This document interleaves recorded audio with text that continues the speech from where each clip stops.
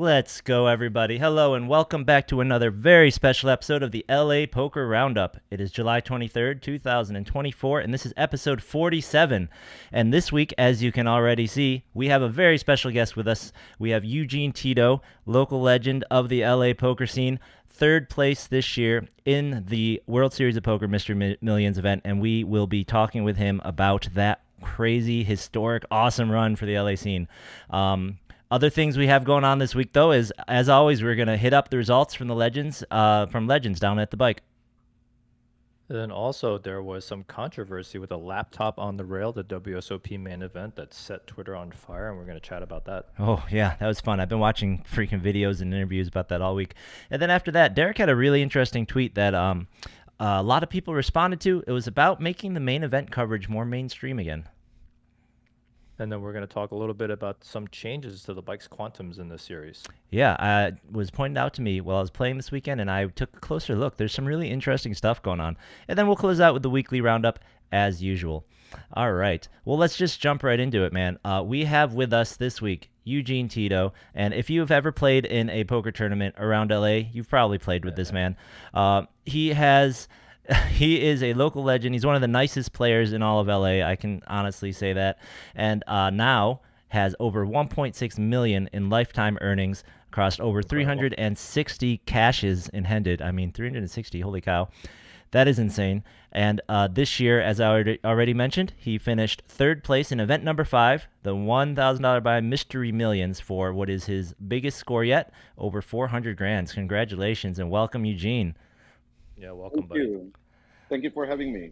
Yeah, we're super happy to have you on the show. You know, we've really wanted to have more and more of the local grinders that have been successful on the show. We tried to get a few others, but it was during the series was a little bit too busy. So now that it's over, happy to have you as the first one on who either got or almost got a bracelet. So welcome. So Eugene, you have been playing around LA for, according to Hendon, at least back till 2002. I mean, I just graduated from high school just in 2001, so you've been playing for a long time, man. And how long have you been here in Los Angeles? Since 1988. 1988. So that's talking about 36 years. Wow. Wow. What brought you here originally? Well, I came to visit 1987, and then 1988 I decided to visit again and decided to stay. So in my country, I'm a civil engineer, Okay. and I worked as an engineer for a year, and then I ventured. I kind of worked in the casino as a dealer. But in the Philippines, to be a dealer, it's really amazing because I remember we were 1,500 applicants. Out of the 1,500 applicants, we were only 12 who passed the exam. Wow. Wow. Out of the 12, there were 9 engineers, 3 CPAs. That's Wow. how stringent the process when it comes to hiring a dealer in the Philippines. In the Philippines? Now, Yeah. with so many well-educated folks trying to become dealers over there, what was the environment very unique to have that happening? Why were you all trying to be dealers? Well, a dealer there. When I was working as an engineer, my salary was like 1,700 a month, which is equivalent to like $30 a month. But as a dealer, you're earning like $200 a month.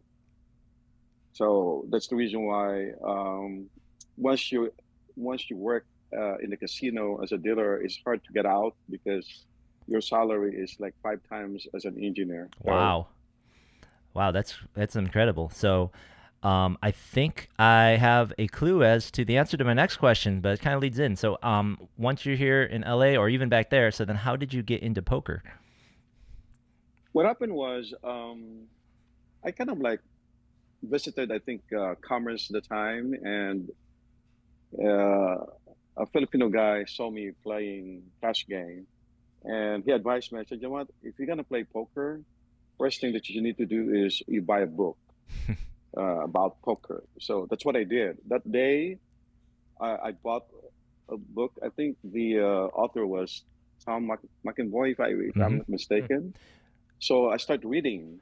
So at first I have no interest in the tournament, but when I started reading, I said, "Oh, okay, maybe I can play tournament." So before playing tournament, I was playing like 2040 limit hold'em. So I'm a limit hold'em player. So I was playing 816. I think the time was 612. There was no 816, so 612, and then there were 1020, 1530, 2040. So uh, I was so blessed, because when I ventured in the tournament, 2007 actually, that's where I start, become serious about poker. In fact, in Hustler, I have the most cases in Hustler. That's why a friend of mine called me the machine. That is my nickname, the machine, Really? You are the because machine. every time I entered a tournament, pretty much I'm always in the final table. So although I only play on the weekends, but in LA, sometimes I squeeze my schedule. So maybe I can work. Maybe I can play at the 4 p.m. or the 3 p.m. It's okay to be late, but at least it's only in the LA area. But now I only play weekends. So the one in the World Series, it was an accident. Oh, I have no plans to play the mystery bounty. I let's was uh let Yeah. let's save that story for just a little bit so that we can put all the WSOP stuff together. I'm going to ask you about that in a minute. So I will ask you how you accidentally entered that tournament in a couple more questions. Let's I'd like to hear. This is really interesting. I'd never heard about you being kind of the king of the Hustler tournaments. And unfortunately, they've stopped having tournaments at Hustler. That must have been a really sad day for you, right? Mhm.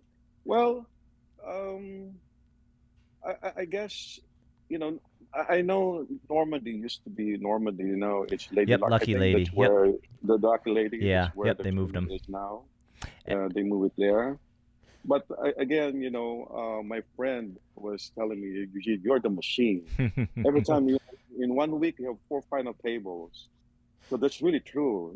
Somehow I don't know. I'm just lucky, or maybe I kind of like mastered the small tournaments, so I have kind of have the edge with other players Very cool. Now, do you feel because like that Tom McEnvoy book that you had bought gave you a good edge and a good knowledge, or do you think there was something else that was helping your success there? I think being my background, being an engineer, I'm kind of very analytical. So I think that's my biggest asset, and being patient and being disciplined. That's where I kind of like I have the edge among other players Gotcha. because some yeah. Now, I have some bad news for you. I'm guessing that Hustler did not report all those tournaments that you were final tabling to Hendon Mob because I just looked it up, and according to Hendon Mob, Hustler Casino, the number one in caches is actually Mike. It's actually Masood Eskandiari. He says here he has 64 Hmm. caches there at the Hustler, and you have 54. So I believe you. I bet they didn't report them all, but I'm just saying. Well, it's still 54. I think it's a Oh yeah, absolutely. good result, especially if I only play on the weekends. Yeah, Hmm. the student is a full time. He's a pro. So that's true. I think during the time when they checked my statistics, I was ahead of Masood. Yeah. But since I stopped playing in Hustler, I guess Masood has more wins than me. But still, a No, good not wins, good caches. Not result. wins, caches. That's it. Yep. Yeah, I didn't look up. yeah, Didn't look Hustler. up wins. Yep. No, but Yeah. that's still super impressive. I mean, 360 caches in Hendon Mob is Yeah, impressive. that's Let crazy. alone that's so much longevity.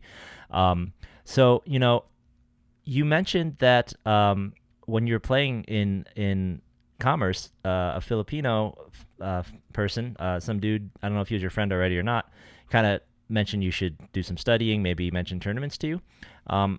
As a somewhat new entry to the LA poker scene, I've noticed pretty quickly that there's a really vibrant Filipino community in the LA tournament scene, or at least it seems to me. Is that something that you've been, pretty? Are you pretty heavily involved in? Would you say you know like almost all those guys? And has that been a factor in your longevity or just like your enjoyment of playing all the time? Is it been a good thing, a bad thing? Neutral. Well, I enjoy playing, a tournament. The guy who advised me, actually, he plays cash game. But because when I bought the book, it's about tournament. So I kind of decided, okay, maybe I can play tournament. And when I started having some results, I was thinking, okay, maybe, maybe I can develop my skills here. So I started reading books like Doyle Bronson.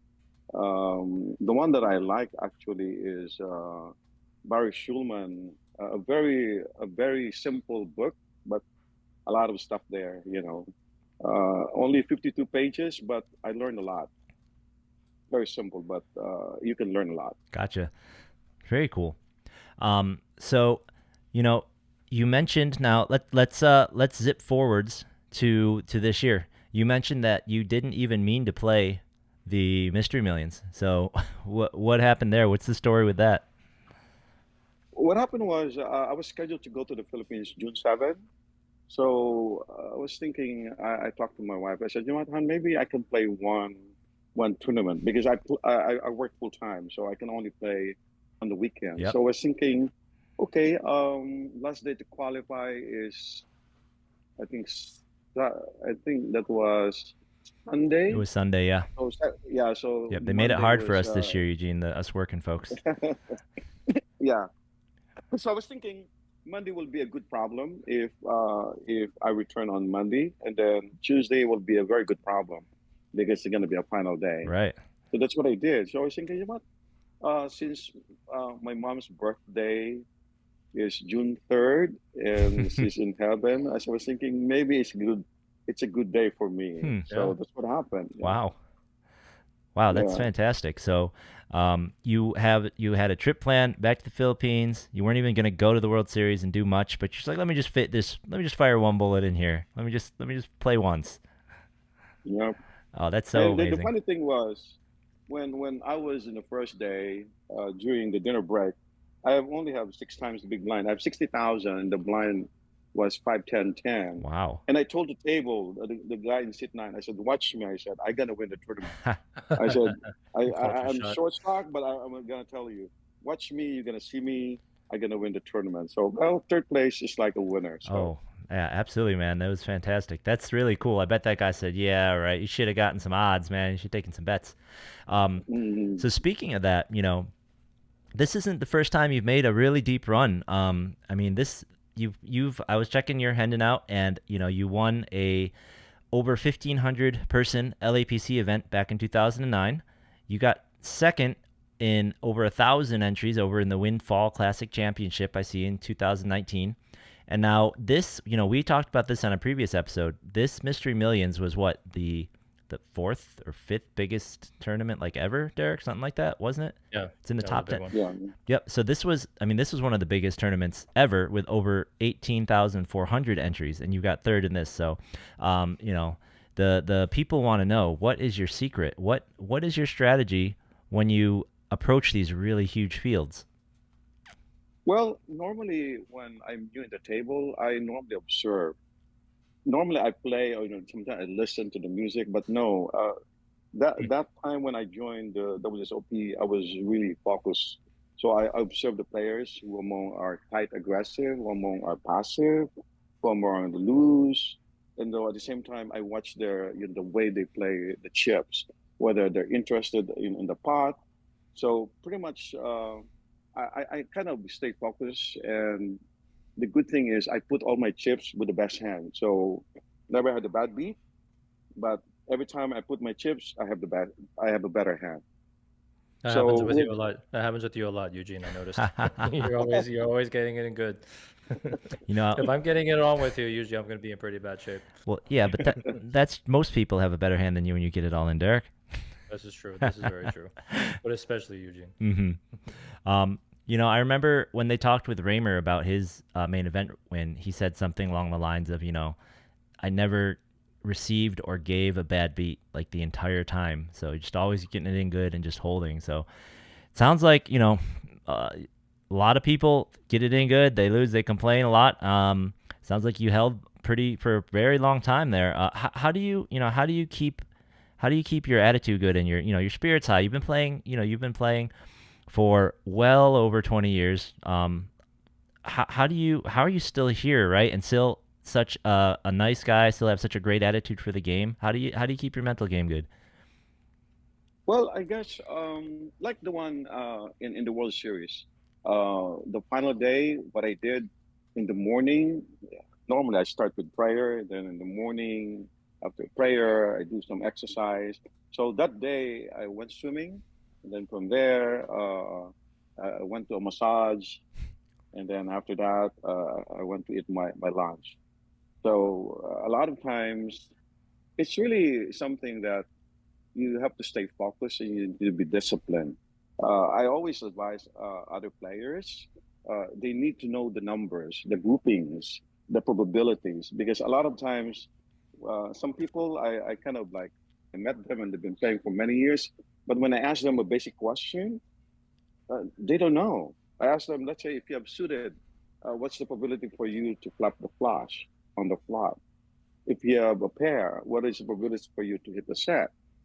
And then when I ask them, what are the group one category? What are the group two categories? Group three, group four? So they're kind of lost. So I was thinking, gee, in my mind, you still have a long way to go. Because I always tell, especially if it's a close friend of mine, I said, when you go to play, you need to be equipped. It's like when you go to war, you only have .45 caliber or .38, and your opponent has machine gun. I said, That's you right. need to be equipped Yeah. because the problem is if you're just gonna decide if you're gonna make a major decision, it's only feeling, but you don't know the numbers. I said you'll be lost. So I always advise, especially I don't mind sharing my in the knowledge that I have in poker, and if they're asking some questions, I'll give you my honest answer. And I always tell them, guys, look at this.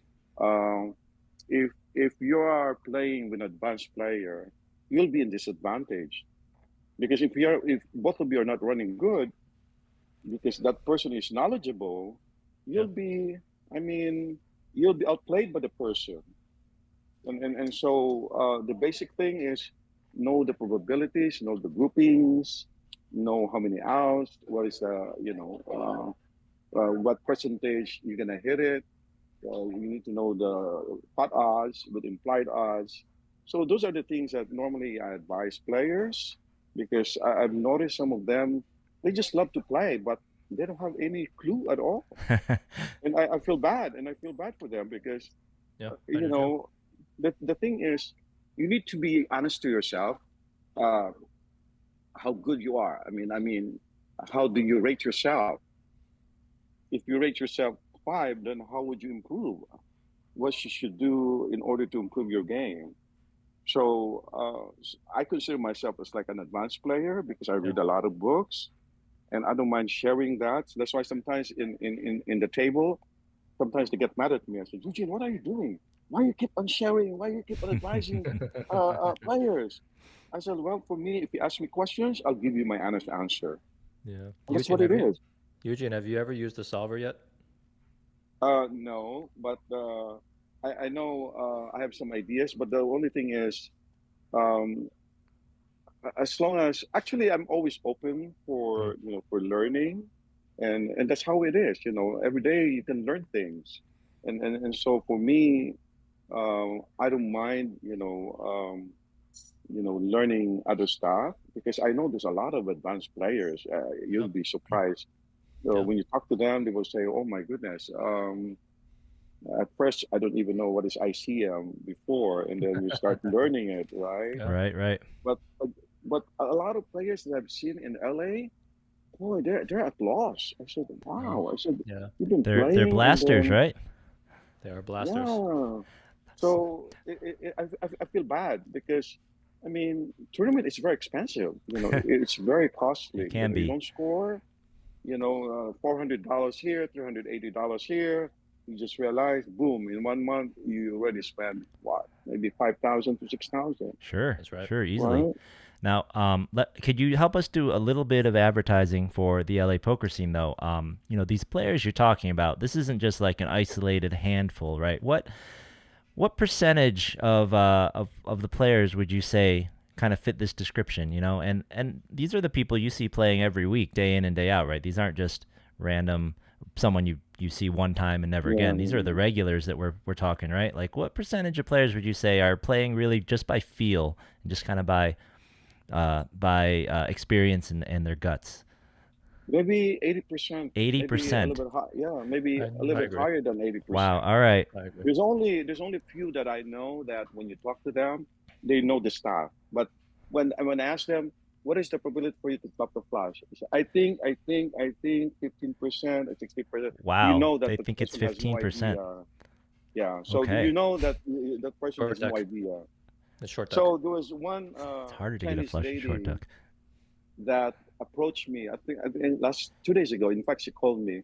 She said, Eugene, uh, you don't mind if I call you and ask some tips? I said, I don't mind. So we talked yesterday actually. I gave her some tips, and she was very happy. And I told her, I'm always happy to share my I knowledge. That way you can improve your game. Yeah, I think this is the birth of Eugene's poker coaching school now, actually. I Yeah. can see it right Yeah. now. I think Eugene is getting his side business now that you have this massive title almost, I think we can we're going to see the growth and the start of Eugene's poker coaching for sure. Yeah. And I'll take some unfortunately of for those the rest of classes. us, if he actually does do this, it's going to hurt our win rates a lot. Yeah. You got EVing made easy in chat who's saying Yep. congratulations, Eugene, on your score. So congratulations, buddy. Oh, thank you. Thank All you. right. Now, Eugene, you won't be able to see this unfortunately because you're on a phone. But I'm gonna quick play a clip of your all-in ace-8 hand, and I'll, I'm not sure if people are here or not. I'm gonna talk through it for the folks at home too, or for you. So if you just give us 2 minutes here, I'm gonna quick play a clip from your final table, and let's talk about your final table a little bit. Call. Tito makes the call. This is great news for Richards.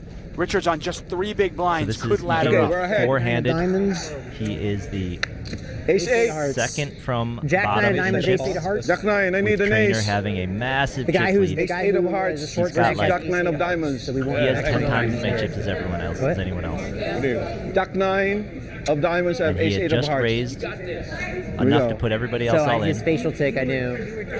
And ace eight. Eugene calls Tito. on I the know, button I with know. ace Tournament eight. life on the If we line. double up, we're second. such a hard And we're one. gonna check out the rail. We see some other local legends. I see Jeremy Tito on the and rail. Tito's rail I see, rooting for him. is that Everybody your else wife in there in that the back room there, Eugene? It's written for I see Trainer. Jeff, and I think was that Luis in the back. Okay, there we go. 753. One heart, one Clear the diamond. board. One heart, one diamond. Clear the board. If you're Tito, don't scream pair of the board. You just want an ace. Yeah, just give me an ace and end it.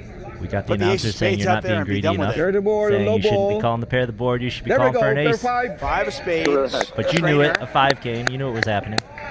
will eliminate And Tito clear with a the jack board. or a 9. Actually, Yes, the difference. deuce. This He card needs is a worth jack how or a much money? nine If you to get knock knocked him out here, you and make otherwise it's done. 90,000. 6 less, is out, it? so it's probably. Yeah, something like that. Yeah, so this is a- Actually, Clear the board. It's a Yes! borderline when I said Ten of diamonds, eight of hearts. Tito. I remember that because I was thinking A risky in my mind. play. So the one, Hold on one second, Eugene. $95,000 difference. We're just seeing you do around the world, getting the high fives He there. said, I'm willing to So yeah, push die the chip forward, to chip live. together. All right. God, I love those And he hearts. survives. Yeah. He gets it. He calls the board pair on the turn, and then he gets the 10 on the river. All right. Yeah.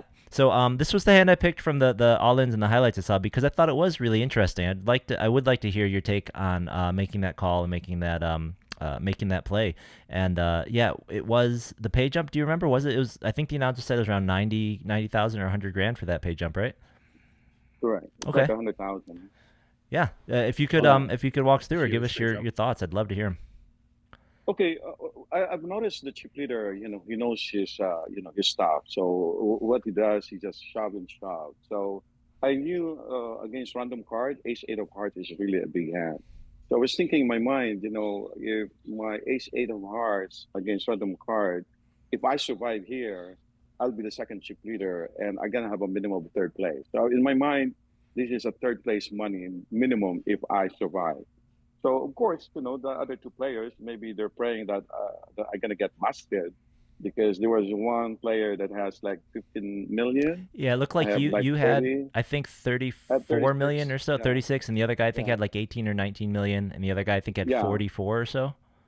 Correct, correct. Yep. So in my mind, I was thinking, okay, against random card, ace eight is a big hand. So I was thinking, if I survive here, I know it's kind of risky, because I could have waited, for the other guy to get busted and get at least a minimum third place. But for me, if I double up, I know I'm gonna have a minimum third place. So that was in my mind. So that's why I decided to call. So when I saw his card, Jack Nine of Diamonds, I have Ace Eight of Hearts, and the flop was low card.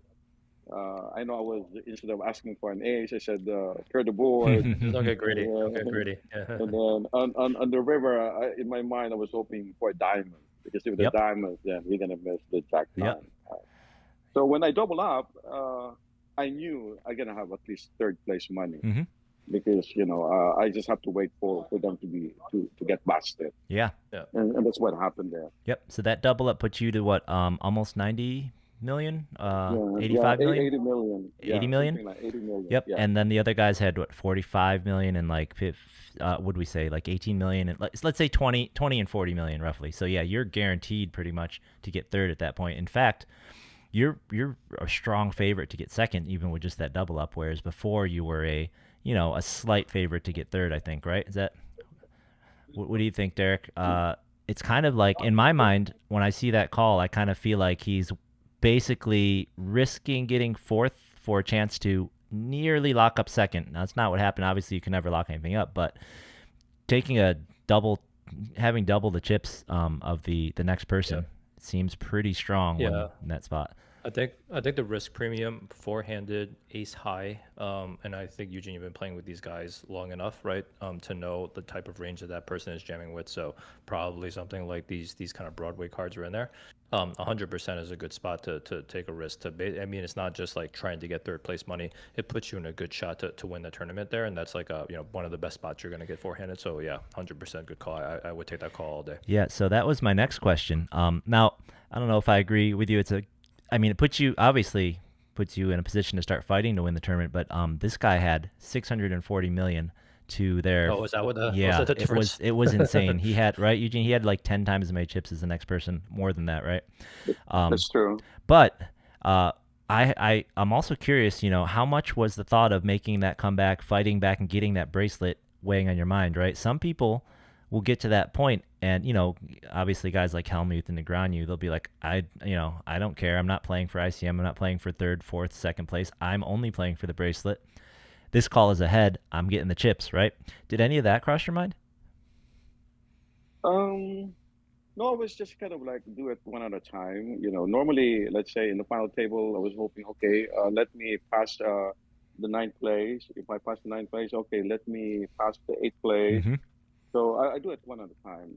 Every time when I play tournaments, I always look on the pay jump. I said, okay, what will be the pay jump? So I kind of like hit first, because before you get first, then you have to pass the third, the Yep. second. That's what it is. No, But I never even think of I'm aiming for for the bracelet, because I was thinking, if I have a chance to double up, I will double up. But again, I will put my chips there with the best hand. So Yeah, I think it's an interesting philosophy. A lot of players, solid players, take that philosophy of just trying to take it one step at a time. You're not trying to accumulate all the chips. So actually, with that, let me ask you a question. Now this infamous fold by Jonathan Tamayo with pocket queens, right? With 12 people left in the World Series, or actually no, it was the final table bubble, so it was 10. What did you think about that? So did you see that hand, Eugene, where Jonathan basically folded queens? yeah, I think for me, I don't blame him, because the pay jump is 200,000. Yeah. Because from 10th place to 9th place is from 800,000 to 1 million. So under the gun race, you have to give the person a credit. So if he shoved, then who knows what Right. the under the gun raiser. So since he's not the shortest stack, I think I may do the same. Yeah. Not unless if I'm the first one to act, then I will do a Yeah, of standard course. Sure, raise. sure. Yep. But when somebody raising under the gun, I always have to give credit to the under the gun raiser, Yeah. because you're talking about um, going to the final table one away. So that under the gun raiser, I don't think he's fooling around. Not unless he has so much shift and he's trying to kind of like scare other players. But for Tamayo to fold pocket queens, I think I may do the same. Yeah. Some people kind of criticize. Uh, I even have some discussions with a close friend of mine. I said, well, when the difference is 20,000, that's a lot of money. Yeah. 20 So when buy-ins you're in and this, final table. yeah. So when you're in that situation, sometimes you may not like to fold, but there are times that you have to fold big hands. Yeah, I I think you have remember. the same. Yeah, You have yeah, the same philosophy as this guy about, I'm just gonna make the final table and figure it out there, right? yeah. There's, multiple ways that I can go and win, and that's what he did. He did win, and in fact, the under the gun player was messing around. Yeah. he, He had that ace-6 was or something, C-Rock. right? Yeah, Yeah. 8-6 I offsuit C-Rock, but I do yeah, have to say though, Eugene, you were the first person that I've talked with about that hand who said that they would fold also, and that I actually believe. The only you have to be the first person that I've talked to that I believe isn't just messing around with me and is actually would think it through, have those, value, see all the different value in it, and give that person the respect. You're the first person I know that I actually believe you just might make that fold, like you say. I believe you. I could never do it. yeah. I would have been out in 10th, I'm sure. Ace on the There's flop. definitely a lot of people on Twitter and a bunch of people I talked to this weekend who I Yeah. actually legitimately also think they would make that Oh fold. yeah. Okay. But yeah, it's Yeah. it's definitely a strategy, right? Yep. I don't think that's a nice thing about poker. There's no like absolute correct way to play, right? I mean, Absolutely. Tamayo took that spot, and look at it, he's World Series champion. I know. What a run. What a run up. So with the approach you take, maybe this didn't happen, but my next question here is this is your first final table for a WSOP bracelet, and I know you've been going to the WSOP for years. I actually when I was rewatching some of the old main events, I told you I saw Mm, you on there. Unfortunately, they had you in the coverage for a moment as a bubble guy on one of the yeah. years. You took it like a champ back then too. But was there ever a point during this run when you started to think, hey, I might actually win this thing. I'm gonna get there. I think like there was ever a point that this tournament felt special, and maybe you started feeling, a little excited, a little nervous, some different than a regular tournament for you. What was that like? Yeah, actually, it's so funny because when during the break time, we were watching the live stream, and I think you may know Jeff, the one that has a dog Yep, all the Jeff, he was on time. your rail there in the clip. So yeah, so somehow Jeff said, Eugene, hey, I have 100,000 right now. I said, why not we swap 5%? So I said, okay, that's fine. So I said, I have 75,000. Said, okay, 5%. And I text him. He said, okay, I owe you 50,000 because I'm gonna win this tournament. I told him. So and the thing, I was so bold, and then I said, don't worry, you're gonna have 50,000. But he got 20,500 from me. That's pretty So good. having the 5%. Very cool. So he was very lucky. My wife was saying, gee, he just bumped the guy in the live stream, and now he has 20,500 Yeah, from you. good I investment. said, hey, Good investment. uh, I think he gave me luck because I know he's maybe praying that I gonna win the Yeah. tournament, or Yeah. Yep, he won a ring Uh, online this summer, I believe, as well. So you guys both had some good luck. Obviously, you Yeah. had a little better luck, but very cool. Is winning a bracelet on your kind of bucket list items? Is that something that you're gonna push really hard to do before your poker career is over? yeah, actually, my dream is really the main event. Oh, Yeah. Honestly, yep. yeah. When I was the bubble in 2009, I stopped playing the main event. Oh no. But the thing was, I won 3 mega satellite. So really, I was free rolling on that one. But Okay. that one, when I was one of the bubble, actually I cried because I told my wife, "Gee, I worked so hard on that one, but I don't want to be in the TV we're in. I don't have any chips." I Ah, said, I will die fighting but not die, without fighting. Right, So right. for me, I pick up Queen Ten of Hearts, I shove, somebody called with Ace King, and then all the comers were there, and then the flop was a queen, and then the Oh That was river, brutal. no. and then the river was an ace. So I kind of fell Man, into you had the hope. chair, Yeah. You had and hope. then Yeah. yeah, so it was very devastating in the sense that it's like in the middle of the fourth day, because before it was only 10% that cashes, Mm. but now it's 15%. So a lot of times at the end of the third day or early level of the fourth day, Yep. pretty much you're in the money. Yep. But during my time, it's 10%. That's why the minimum payout was 20,000. Gotcha. No, so that was kind of hard, but it was a big learning, because before I don't have any cell phone like wherein you can check what is your standing, Oh, right, right. the chip counts, right? Mm-hmm. So pretty much I don't have any knowledge on that one. But now, since we have this iPhone, we can check what is your position on the Yeah. chip counts. So pretty much you know when to play or when to gamble. uh, how I wish we have that during 2009, Right. because most likely, I'm pretty sure I'll be in the money, by Sure. knowing where I stand. Gotcha. No, absolutely, absolutely. All right. Yeah. No. That was heartbreaking to watch when I saw it back then. Even more so now. I'm glad that you got to get this really, really close shot again, and hopefully you'll have another one soon. Bring one of those bracelets back to LA for us. Um, And I have just one last question. Maybe Derek has something he's got stored up for you. But my last question is: there anything that you would say, any message for all of the LA Blasters out there, all of the regs that we play with every week? Any advice or any parting message you want to tell everybody who's trying to make a big run like that, trying to have a nice big score like that, trying to have that kind of success? What's your message to them? I think my message to them is they have to study their, I mean, they have to study, they have to read books. They need to know the numbers. They need to know the probabilities, the groupings, because if they don't know, then pretty much they're at a disadvantage.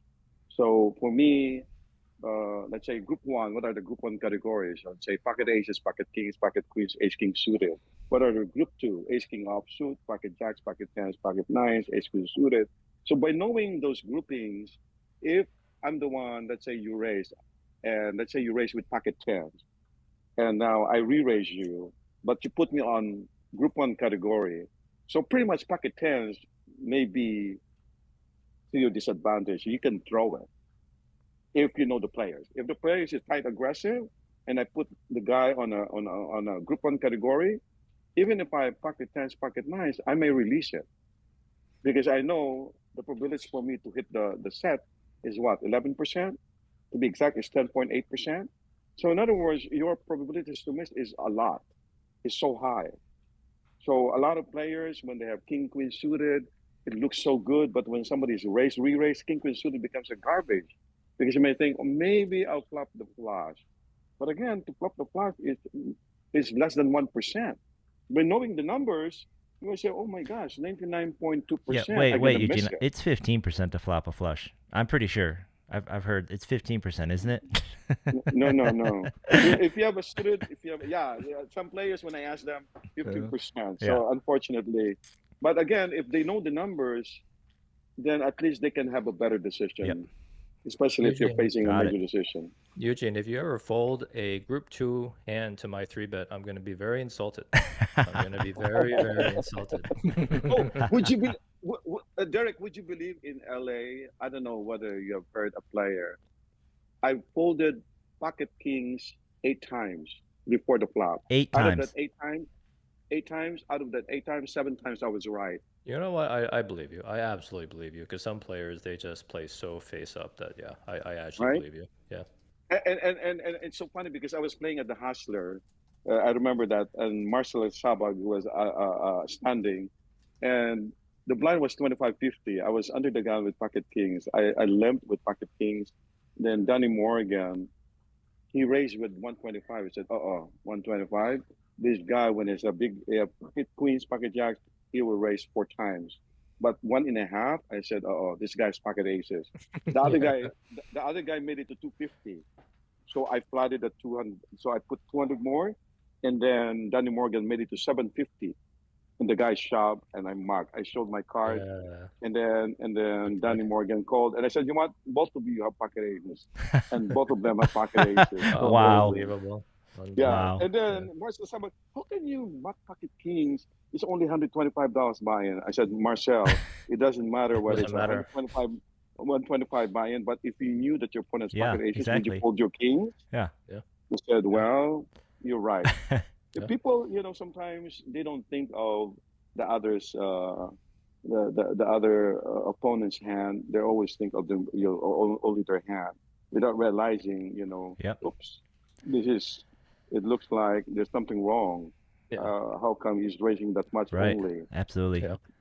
All right. That's why they said only you, Eugene, can fold pocket king Yeah. before the flop 7 Yeah. times, Wow. 8 times. So it's really That's amazing. probably is a record. That I guarantee you, Mike hasn't folded pocket kings 8 times. So that's one he'll never take from you, even if he did beat you in the hustler caches. I think I might be a fish because I may have never folded kings pre-flop before, but it's Yeah. it's possible I did it once. I don't know. Yeah. All right. Okay, Eugene. Well, Derek, do you have any closing questions for our man here? No, Eugene, thank you so much for coming on. This was unbelievable to kind of hear from you, and also congrats again on your big score. It was like awesome to kind of watch you on the stream and kind of get so deep. But yeah, this was awesome, man.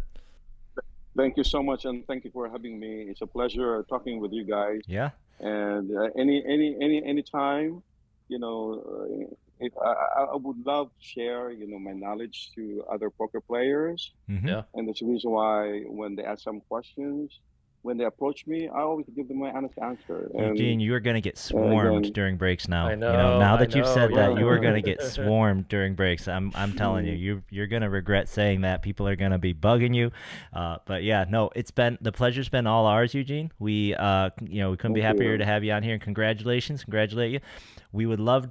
I can't wait to have you on again when you ship a bracelet next summer, or when you win one of these WPT events or something. So I'm sure we're gonna have you on again, hopefully soon. And we will see you out there. I'm not sure if you're gonna play in the Quantum this weekend, but that day 2's on Sunday, and they're gonna have pretty much just the final table on Monday, so we won't have to take too much off unless for final table. So. Okay. Well, I'll see you there. Yep. And Nice. to see you in the final table. All right. Yeah, that's exactly it. We'll both take a little vacation.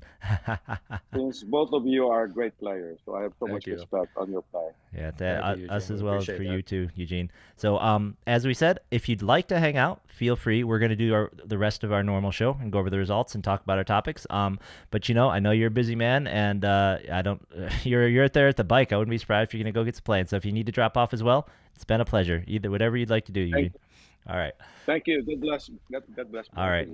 God bless. Thanks, Eugene. Okay, then. Okay, bye-bye. Bye-bye. Bye. All right. Wow, that was fantastic. Eugene's such a cool guy. Yeah, Queens, definitely go get some coaching. Everyone go get some coaching from Eugene, because he's got obviously a lot of knowledge in the head of his. Yeah, and I found I think I found the book that he was talking about here. I did a little Google search real quick. So if you want to know if you want to read the book that he got all started with, I believe it's this guy here. It's either this Tournament Poker, Championship Tournament Poker here by Tom McAvoy, or I think this one is by Don Vines and Tom McAvoy, but I think he might have remembered that. So yeah, like you said, it was a tournament book. It's probably this one here. So if you wanna read like Eugene, that's number one. What was your first tournament book, Derek? Or your first poker book? It was probably Super System, although I only read the No Limit chapter, which Gotcha. is like one tiny part Yeah, of that it whole was thing. such a small sliver. Yeah, but then I basically went to Harrington Books and I consumed those Oh, like yeah. crazy. Yep. And although obviously we obviously respect Eugene, and he was talking about the book that he read from however long Yeah, ago. that book is so old. I would probably say don't read that book now, because it's going to be super outdated. It's still a fun book though. I mean, yeah, I wouldn't read. yeah. I wouldn't tell anyone to go read Super System for strategy either. But Right. yeah, that was. I back think in the day. Super System is actually still relevant for mixed games, to be honest with you. It could be. Yeah, it definitely could be. Yeah. My first poker book was the Slansky book, the just Modern Poker Theory. I think it was called the yellow one. One of the editions was yellow. And then I read, I think it was a couple other boring Malamute Slansky books I had. But then I got the Harrington books as well, and I also just fell in love with those Harrington books. I thought they were fantastic. They did a great job teaching that tag style, and the what I really liked were the hand, the like, hey, let's play along with this hand, right? And the thought processes. So that was great. Yeah. And one of the other really fun books I read was Every Hand Revealed. Oh, and yeah. that was like with Gus Hansen, because that was like because I always just like, man, I really wish I could just read like what the pros do even in hands that they fold. Yep. And he literally wrote a book on that, right? Yeah, This is like I have that book too. like streams and stuff. Yeah, I was gonna say it's like the first stream. It was. It was a stream, like a book. It was a live stream of thought. Yeah. Xander says his favorite course online so far is. What is BBZ? Simple Poker Systems on BBZ Poker. I'm not quite sure BBZ. Yeah, let's hit some results, man. We got a show to finish up. Matt, but I tell you, I'm gonna have to take a break with Eugene and buy that guy a beer. He's a real cool dude. So results this week. As far as dailies go, the only result I was able to find from the dailies around town was from the new return of the evening Friday night one from the Gardens, and that one had a great turnout. They had almost double their guarantee, which they usually do. It was a 20K guarantee. It got up to 36.6 in the prize pool, and Lamb Win won it outright. No chop, straight one. I think he won, I don't have the post up anymore, but I think he won about 10 grand in that night. So that's a huge chunk of the prize pool, and there was no chop. So way to go, Lamb Win. Nice. Yeah, you don't ever often see people not chopping these dailies. So yeah, especially at one that starts at 5 and ends probably at 3:30, 4 o'clock. Yeah, this guy's just like, F that. I'm playing this out. I know, right? Holy cow. I mean, we'll get to it later, but I was getting too tired at 2 o'clock, and they negotiated me in. All right, so the bike has finally posted the full results from last week's events, so I can let's run through those, the ones that we weren't able to cover from last week. So from event number 1, the kickoff, the 4K guarantee. Congratulations, Mr. Chang Chang Fan. Chang Chang and I have some history back on that Memorial Day tournament I won back here. He's the fella who got 3rd place. My aces held against his combo draw. Great player. He's a character at the table if you've ever played with him. I didn't know he wasn't doing this before, but this time he was just kind of quoting Teddy KGB Rounders quotes for most of the table while I was playing with him. Also, at this final table here, so congratulations, Chang Chang. You got 20 grand for that first place. It doesn't really look like they chopped, so it looks like they played this out. Second place, Daryl Genus. Third place, Kwok Lei. We're going to say his name a lot. We will. Fourth place, Reynaldo Taxwan. Fifth place, Brian Columbia. Sixth place, Alarize Zarafshani. 7th, Gaurav Talim. 8th, Leah Nemi. Another name we've been saying a lot lately. She's actually been on a really good run. She's been cashing and making some deep runs. And then 9th place, Oscar Zavala. So congratulations to the final table there. Just quickly glancing through here, I'm seeing Lamb Wins named down here in 26th, who just won that Friday night. So he cashed that thing last week too. And I see some other names. Anyone else? Got Beth Hall down there. Oh, there we go. Got Beth Hall down there. Oh, wow, this was pretty big. It went down even further. So congratulations to everyone in the event number 1. Now, event number 2 was a 15,000 guarantee. I think this was an afternoon tournament that day. Event number 2, first place, Hamid Koram. Another name have said a number of times here. This guy is the one who bagged, I think, like 6 or 7 times in that one quantum last year. And that's right. Yeah. And he was at my day 2 table for the 1K in that Oktoberfest, I think, tournament. So way to go. We have also, so Hamid got almost 5,000 for this, and this does look like there was a chop, probably either top 6 or top 5 chopped. Second place, Brandon Williams. Third place, Bayami Fangayan. Fourth place, Kevin Gugliotta. Fifth place, Christopher Kelly. Sixth place, Paul Rojo. Seventh place, Hakan Ince. Eighth place, Carlos Ovalle. And ninth place, Rami Nabi. So congratulations to everyone who final tabled that one. All right. Event number 4. Oh, did I skip 3? I'm not sure what 3 1. Oh, 3 was a Survivor. I'm not reading the Survivor. Sorry, guys. So Ty, I have to say that you're doing a pretty good job pronouncing names these Thank days. you. That Thank was a, you. That was a pretty tough one. I had to get better, or else I just had to just totally quit, right? So we already covered the results of this, so I'll really quickly run through once again. This was the big 150K guarantee that had a 244,000 prize pool. So the top top 5 chopped this thing, I think. First place was Ryan Hemmel, former Jeopardy champ, apparently. Second place, Andrew Tree. Third place, Antoine Duke. Fourth place, Lena Nemi. So we had Leia, and this is Lena. Fifth place, Francisco Linares. Sixth place, Andrew Bick. Seventh place, Forrest Zamora. Eighth place, Sunny Chen. We saw that. And ninth place was Kirk Domines. Beth Hall, also in this cash list, 12th place for 3,500. So great job, Beth, there. We have, that's a different Jesus. Let's see, who else do we recognize here? Other names? Anyone you want to shout out while we're reading down the list here? I don't see too many names I recognize, but obviously. Oh, I see Lam win again. 54th over here. Lam win. Got Nancy Matson in 64th. Oh, Nancy, good job. Yeah. But yeah, congratulations. Wow, what a huge field. Yeah, this field was Unbelievable. so big. 240K. Wow, that's just ridiculous. This was like a 600-person, 764 entries, man. And I tell you what, when they run this again next time, like, they needed to open more tables. And honestly, I don't know how they didn't see it, because last year they set the record for most entries in a single day for the bike. It was like 800 something on one of these. Guys, just if they had another 10 tables open, they might have got to 900 entries. Like, Xander knows the line was insane. Yeah, I did notice this over this weekend that there were definitely some, when you see the dealers in different uniforms and they're like almost like trainees or probably doing something else. Yep. So they definitely had a bunch of those there. Yep. So I imagine that there were probably also, I think that weekend was probably still like the World Series WSOP. was still going on. Yes, I think some dealers are probably over there. So I imagine there was a little bit of a dealer shortage. That's also very possible. So event 5 was the night event. That night event, first place, Miguel Jimenez, got 46.80 for first place. Second place was Farshid Fadakar. Third place, Shengqin Cheng. Fourth place, Vioral Alexi. Fifth place, Curtis Alexander Glass. Sixth place, Abbas Dehagi. I feel like we know that guy, and I just don't know that he goes by. Oh, it's Ed. That's why. Yeah, that's Ed. Ed Alakini. Yeah. Okay. So, man, they just write Ed, but that's all right. Seventh place, Orville. So congratulations, Ed. Seventh place, Orville Alcatraz. Eighth place, Hrach Arushian. And ninth place, our Queens of Poker there. That's Julie Keene. Why'd they write J? Why'd they write just J? Won't they make it hard to get into Hendon? Are you trying to get like Prince? You just have like a, No, it's a symbol. Yeah, that you better make sure when this gets put in that they have it right in Hendon, because this is what they use. I think. I don't think they submit anything separate, Julie. So, and also, hey, if you're watching, guys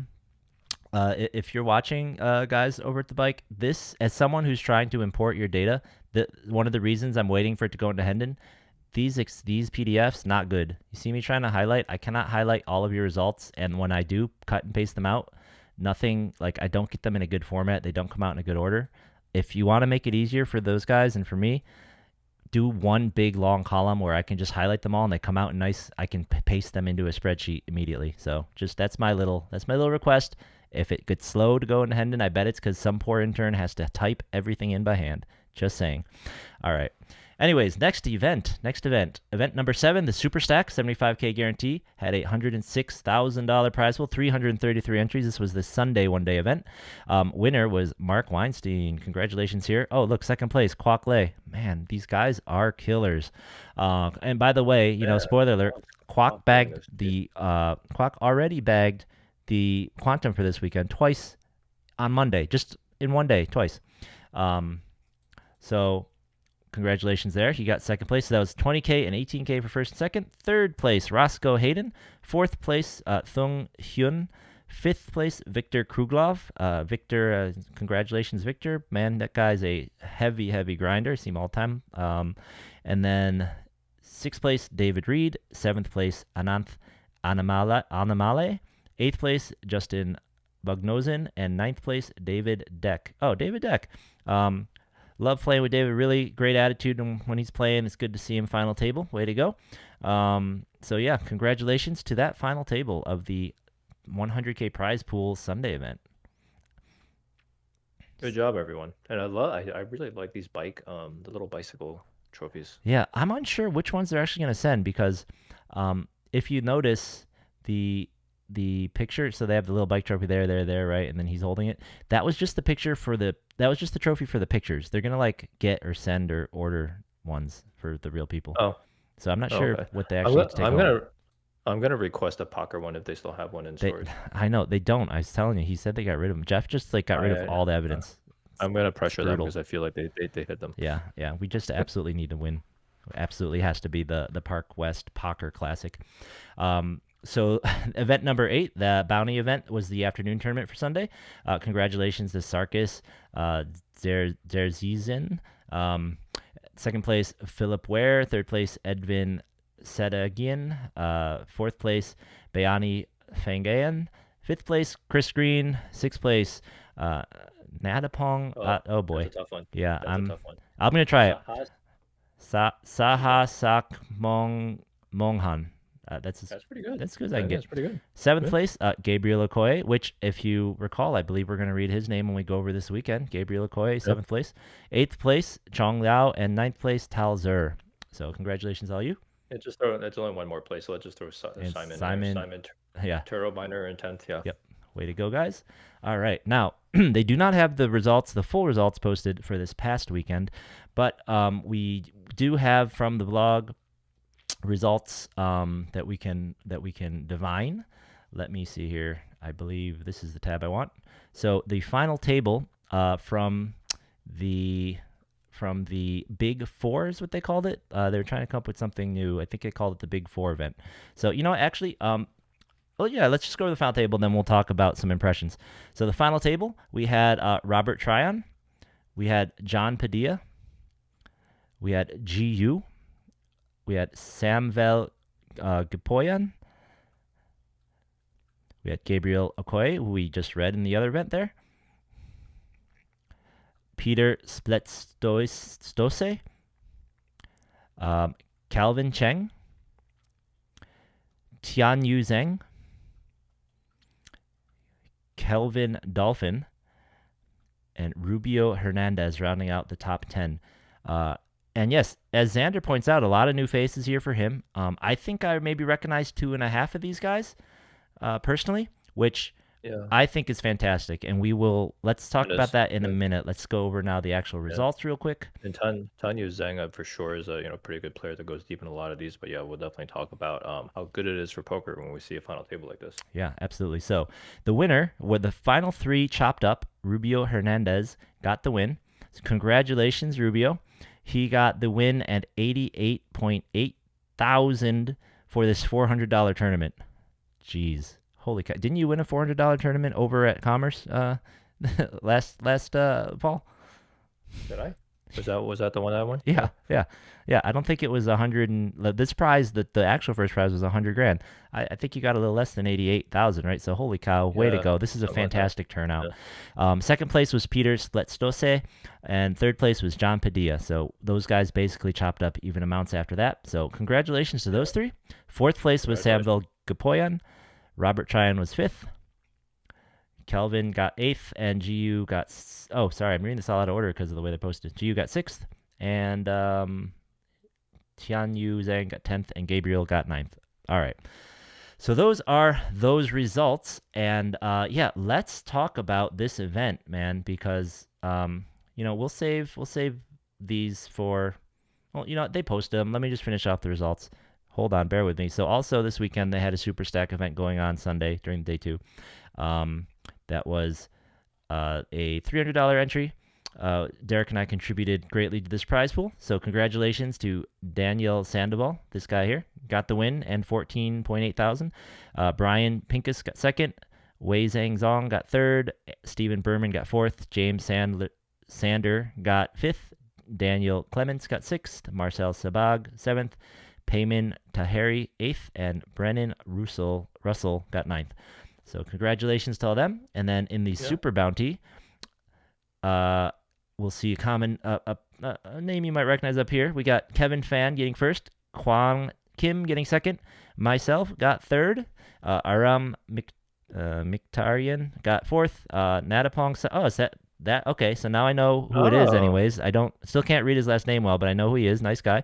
Natapong got fifth.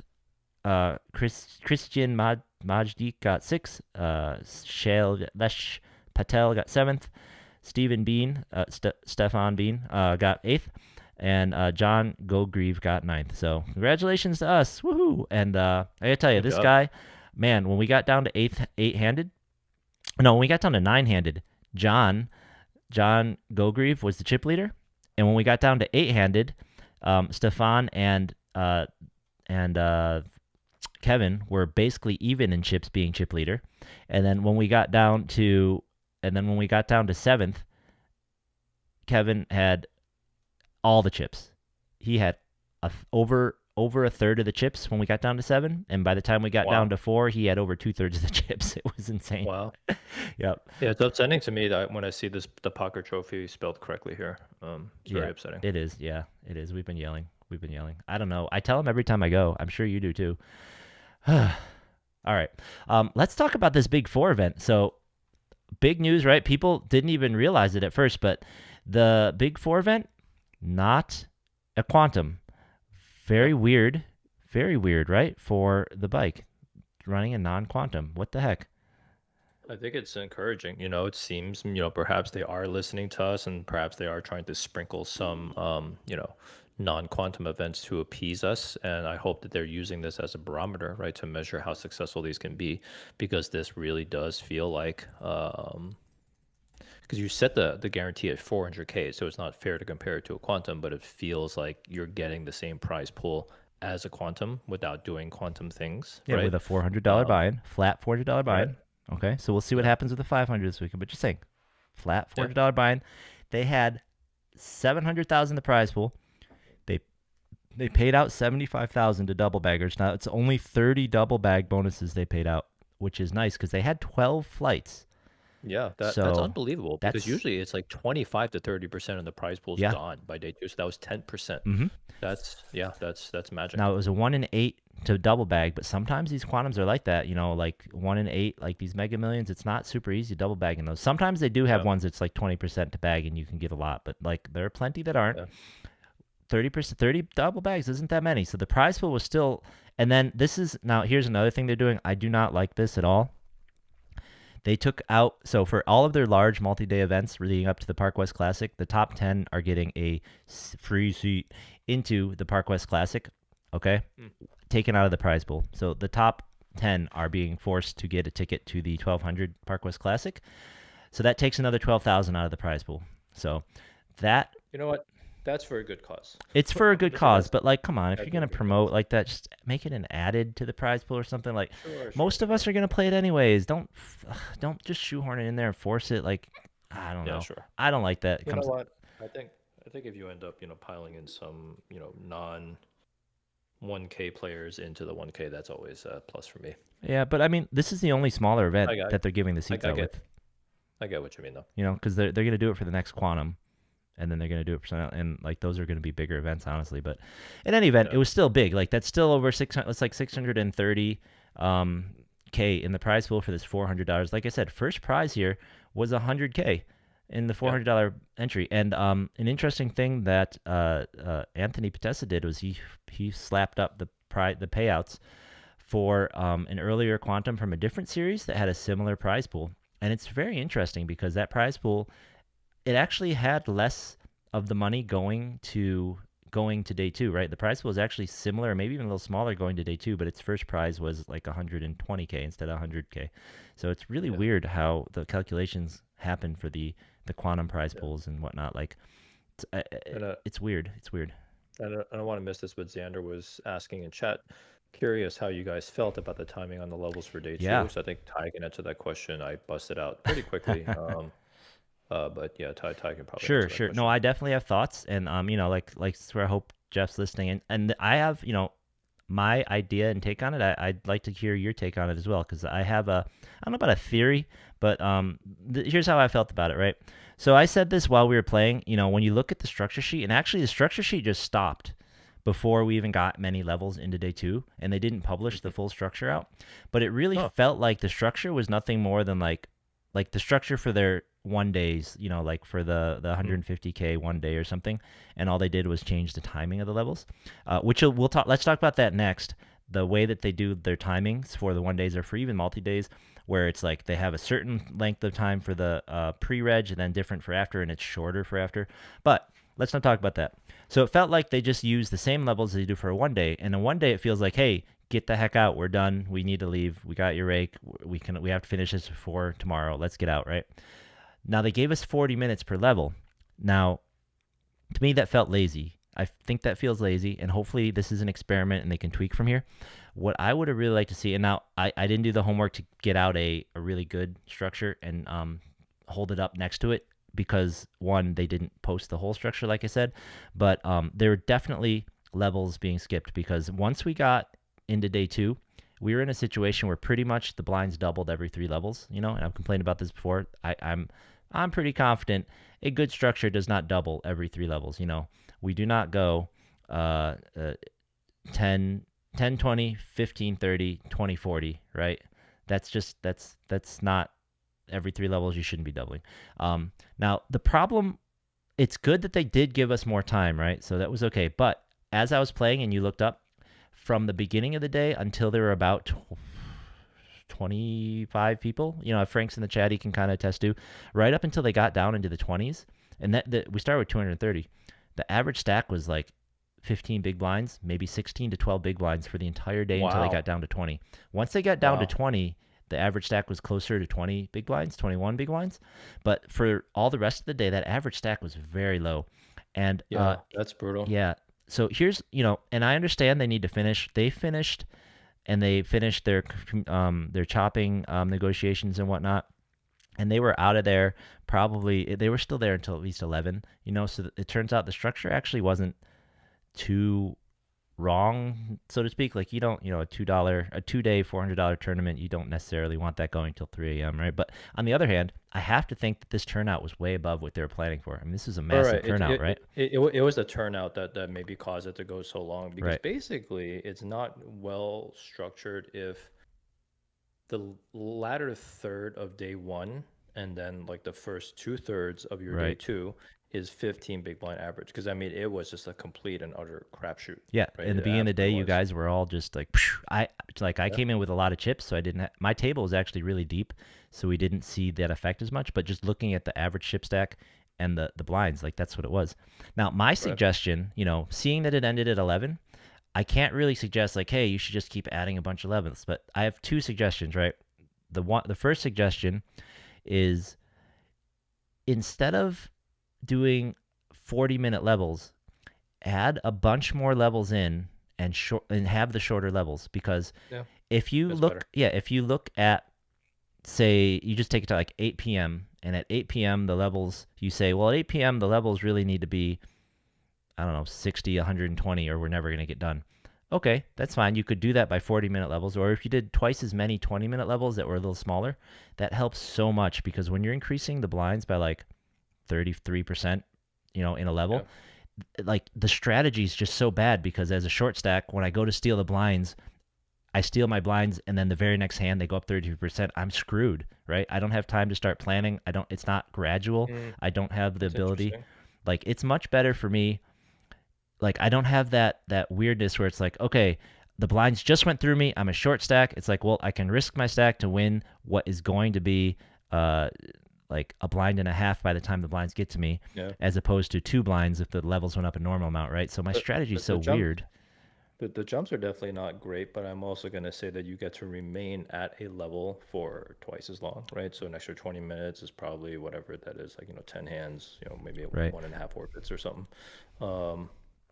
So there is like that side of it too, but I do think those very, very abrupt like cliffs are also like probably slightly worse than just getting to be longer in a level. Yeah, because so like, I think to your point, the strat, like say you have like 15 big blinds, right? So, or say you have 12, let's say really extreme. Like your strategy from 12 big blinds to, and the blinds make a huge jump, suddenly you have 7. Right to like 8. Yeah, Yeah. like that's a massive strategy difference, right? As That is very opposed to if bad. you go Yeah. from 12 to 10 to 8. That's true. Even if it's a little faster timing, but your strategy can update in real time because it's Yeah. all about what the risk that you're going to take to steal the blinds, right? So if you're going to make me go and double the blinds every 2 hours, give me more levels, but like let's end up at the same place, but give me more levels, right? So the other adjustment I would make, and this is an easy one, right? Is now that you know these are so popular, make us play down to 10% on day one.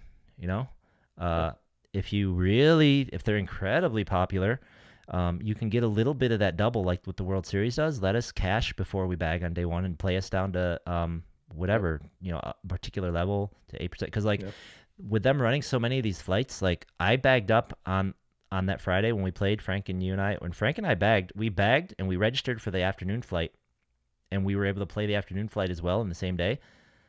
We don't need to do that. That's like, just make us play later, and then you can have a better structure on day 2. Right.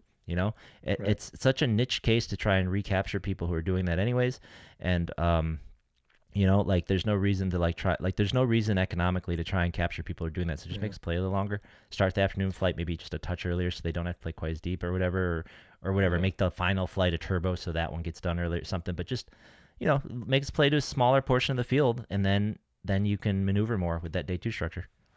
Yeah, across a 2-day tournament, this probably doesn't have that much of an impact, but I think also, always do what like amateurs and working regs want, right? Like that's who we want to cater to. But I think in this case, you might want to do things that are like for their own good. Because I think that a lot of amateurs love starting with a lot of chips and starting with like, huge, like deep stacks, but they just do crazy things like, 10x like pre or something like that. Yeah. So like having a 1-2 level 1 without a big blind ante was unnecessary. Yep. We were already freaking, 400 big blind Yeah. deep or whatever that was, right? You could have actually just gone to like 2-3-3, to be honest with you, on level 1 and started us with 150 bigs, right? And then you gain like 3 levels right there to play with later, right?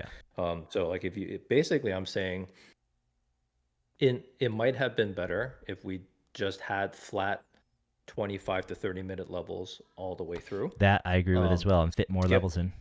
Skip the first 3 levels, give us a little bit less chips, and then just give us more gradual levels, and that might have felt a little bit better, and you probably would have ended up around the same time of a finish without just being an absolute crapshoot for basically 50% of the tournament, right? You're talking about the latter 1/3 of day 1 and then 2/3 of day 2 was 15 big blind average.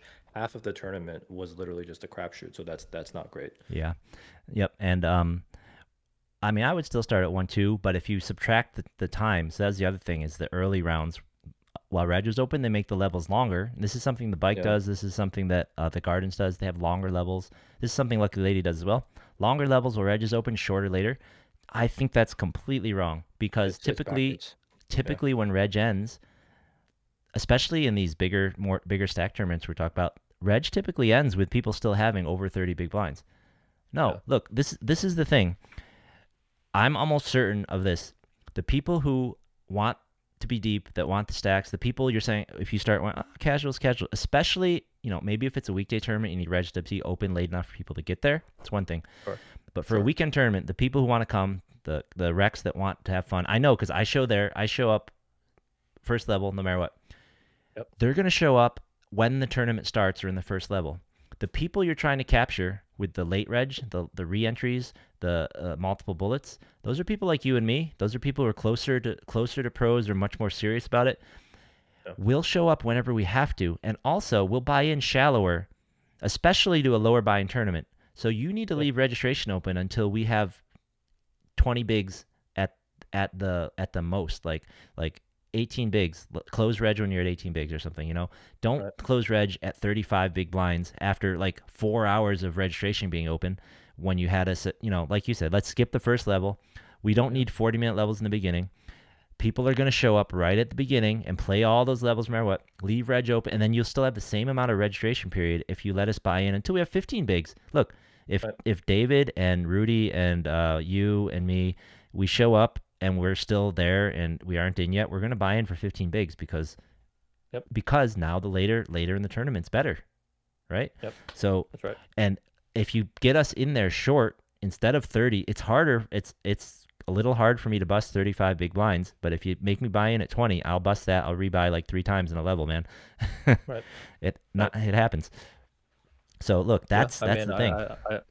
I think they, definitely this is good advice for them to think more thoroughly, because obviously what you're trying to do is maximize the number of buy-ins, right, or entries, so that you can maximize your rake, which is perfectly fine. Yeah. Like that, you're running a business, you need to maximize rake, and we're just telling you we will contribute to your rake. And because this it's is very important that to segment your players, like who is it that's rebuying and what's going to trigger them to rebuy, and things exactly what you just said. Yeah, this is how to think of it.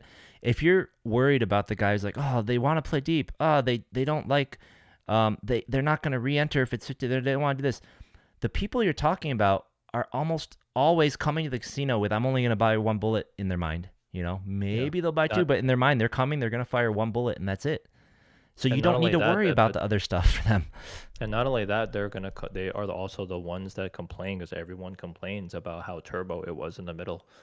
And so basically, like if you start them shorter, like they might be like, oh, this is, I barely ever hear anybody about, like, sometimes you'll hear somebody like, oh, they gave us more chips, but they started us at a late level. It's like one grumble and you never hear about it again. Yeah. Right. But then they're actually thankful, even if they don't realize it, that it's not a turbo later. Yeah. So, yeah. Yep. Okay.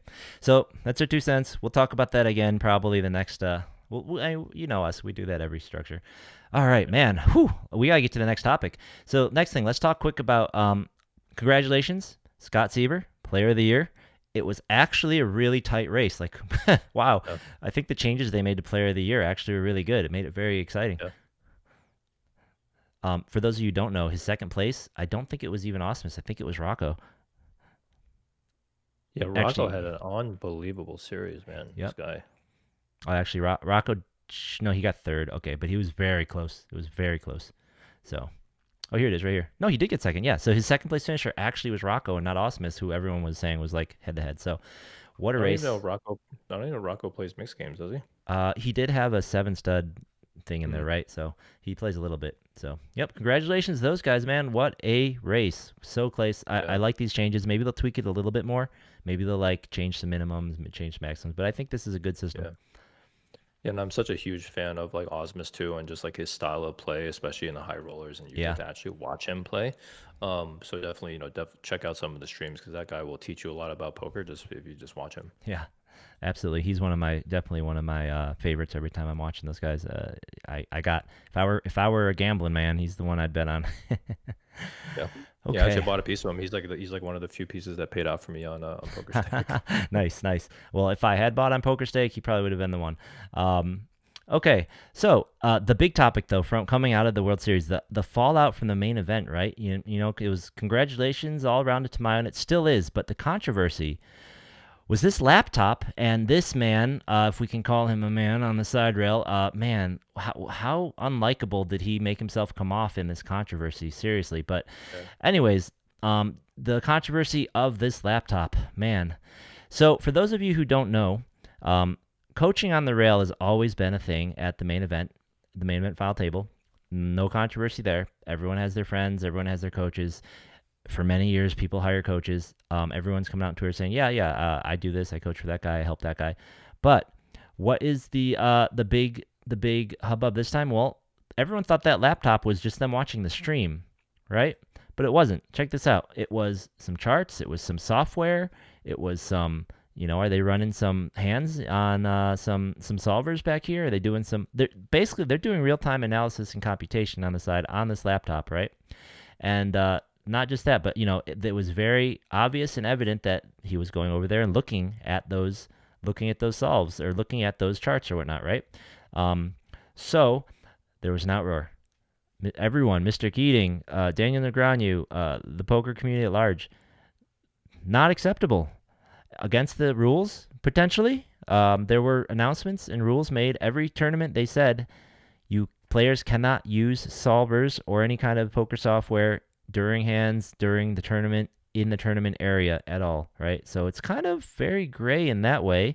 This is definitely one of those gray area spots where I think the rule as written was not thinking about the rail. Although I think they need to think more thoroughly when they write their rules. And it's really more about a pretty zero tolerance policy for any players having a solver open in a tournament area, and I think it's fantastic. Yes. It annoys the hell out of me because sometimes I am like, ooh, that was a really close decision, and I'm sitting there like almost like itching to do it on my phone. Like, I can't. I gotta wait an hour and a just half. write to it get down. close, Write it but I'm down. like, but you know what? It's for the good of the game.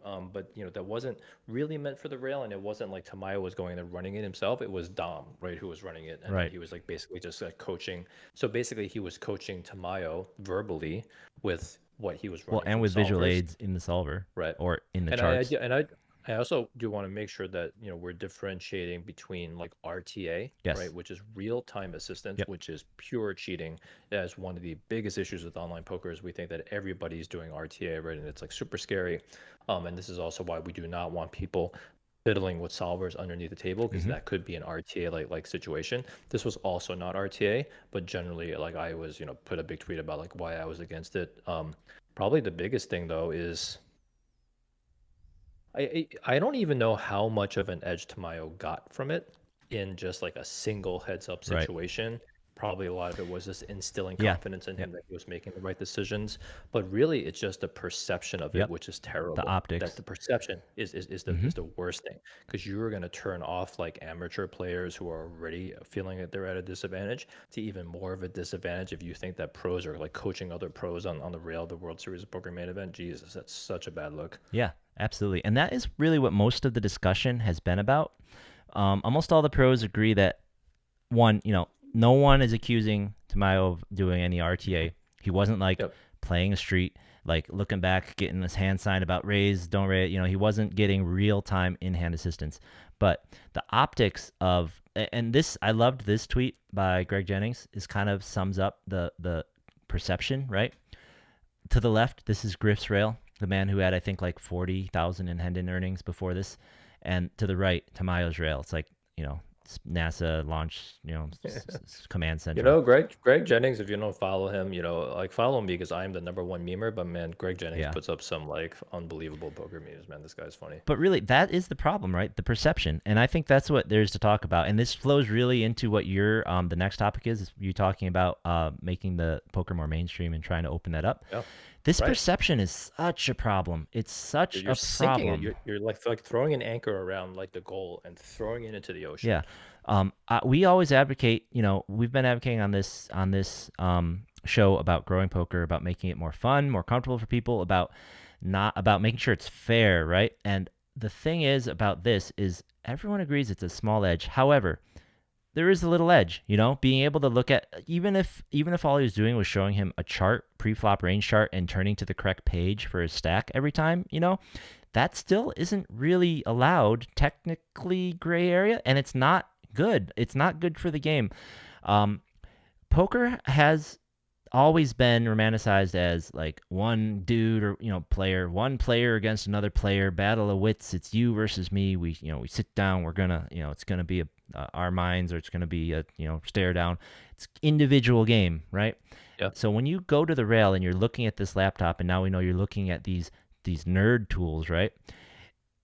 Just what you said, it makes all the people who have that other vision, who come to the game because they love that vision, they have that dream, it makes them just feel like, well, I'm not gonna, I don't devote my life to it. I don't have these friends. I don't know that world. I have no chance. And the people who are doing this, right? This Dominic Niche, the DTO owner or whatever, the guy who has that solver software. Yeah.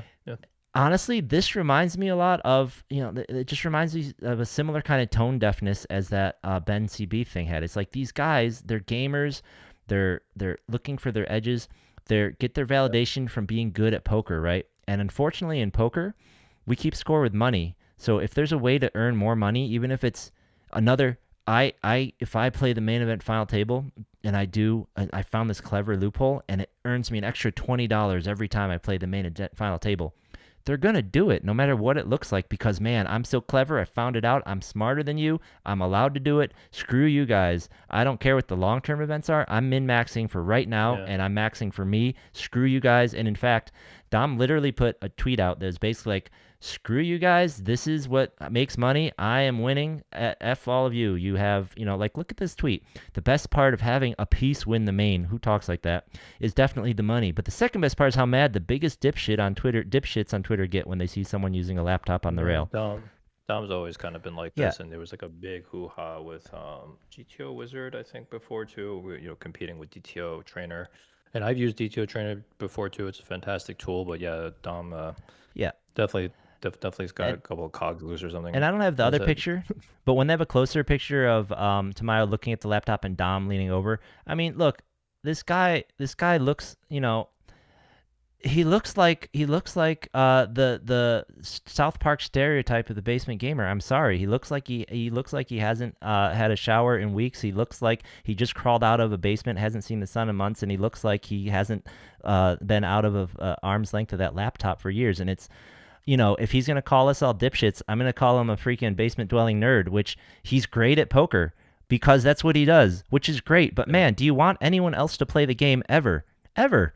Because Yeah. if you don't, just keep being yourself, man. Like, you gotta relax. You gotta put that away when you come out into public. You gotta understand that winning an extra 0.1% of this 10 million isn't worth it in the long run, because you're driving money away, and it's like, it's kind of the double-edged sword, right? On the one hand, I love tournaments because you don't have to scrape and schmooze and like try and find people to give money away because they'll play. But on the other hand, all the people that get kicked out of that world, like these guys, no way he would ever play and get a home game, right? A good home game like that they Yeah, run. he's They all come definitely here short. and they squeeze it in, right? They squeeze the edge. Definitely short-sighted of him, but I'm gonna say I'm actually a little bit surprised because Dom is one of, I don't, maybe he doesn't play as many of the high rollers anymore, but usually most of the pros that play in the high rollers are, I want to say,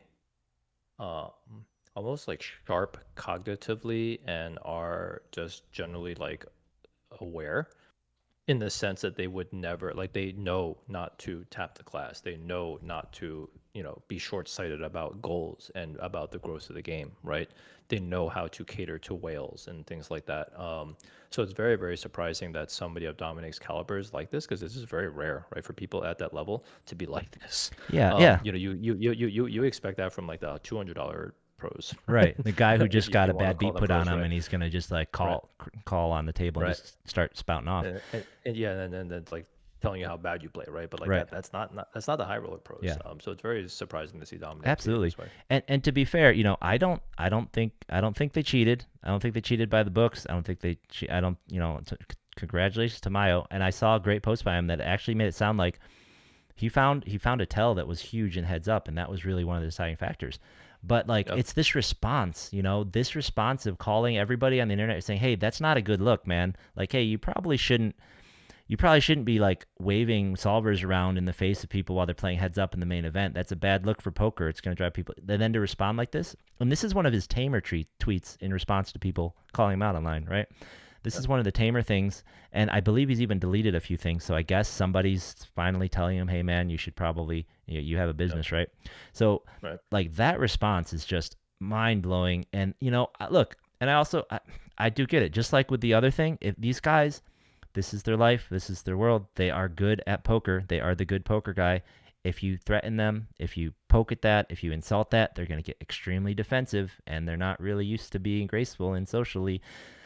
At least according to these tweets, that's what I'm getting, because he sure wasn't graceful, and it's really not a good look for poker or the high rollers, or for any, like, he just basically gives studying nerds a bad name, right? Like, would Jason Kuhn ever react like this? Would Oh, right. like I mean, like that's a model, right? Like the Coons, the Chidwicks, the Petrangelos, they're the model for like super mature, understanding like where they are in the ecosystem, what they need to do to grow the game, right?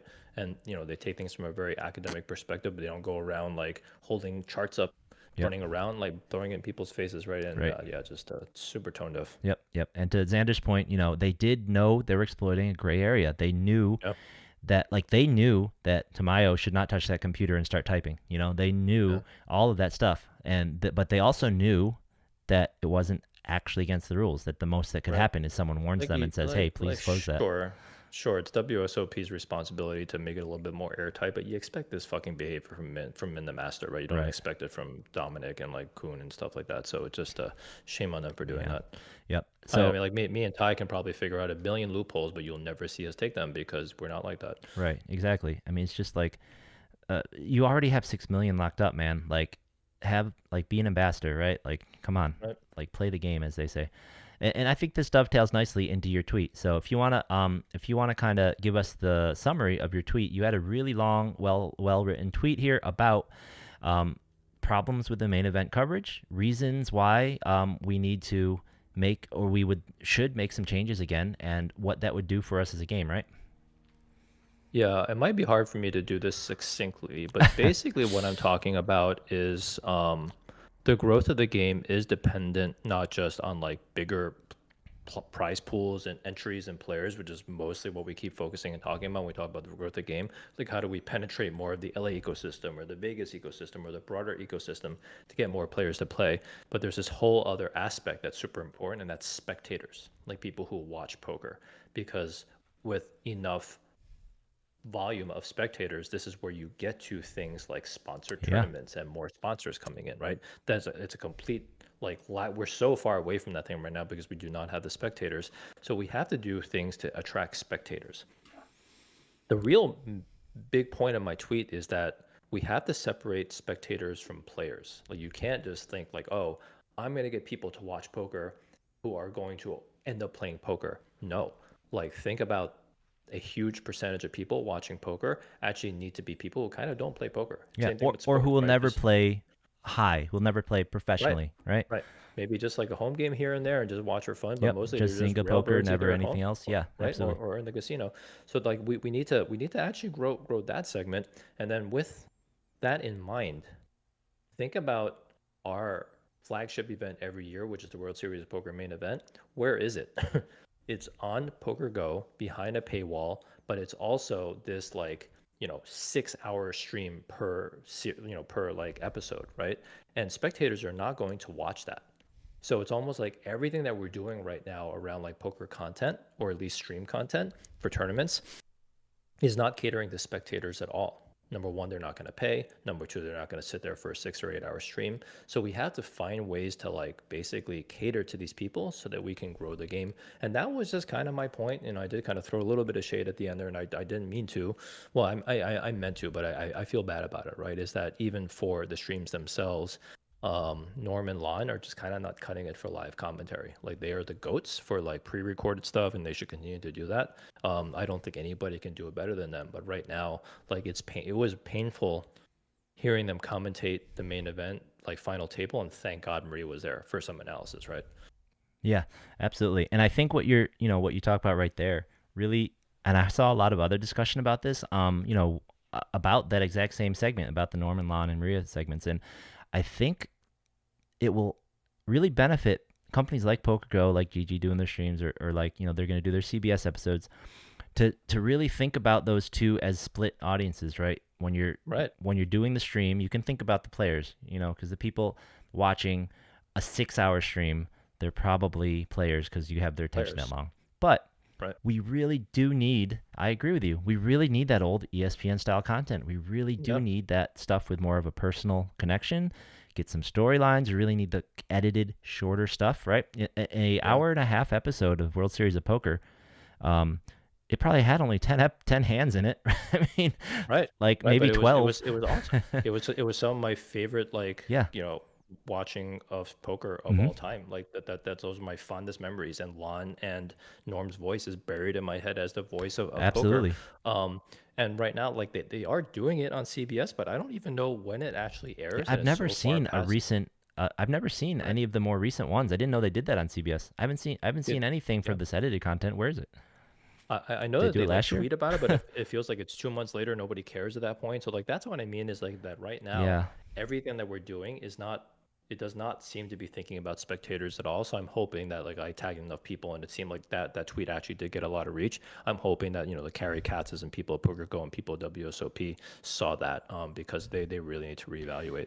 Yeah, and I think in some of the replies, it was brought up that thing, like, people are like, well, it was fine before, this stuff would come out like 3 months later and everyone watched it. But as you pointed out, it's a different media landscape now, right? It's not even close. It's so different. Like, so 10 years ago, the need for stuff real time now is just like they bananas. really, really need to come up with a new workflow for these kinds of events where they can do the editing down, and they can get that extra layer, and they can do it much quicker than before because it is streamed. Everyone does know what happens. So look, if you're gonna do a sporting broadcast, something like that, way after the fact, it has to be really damn compelling because everyone knows what happened. So, I mean, I can't even.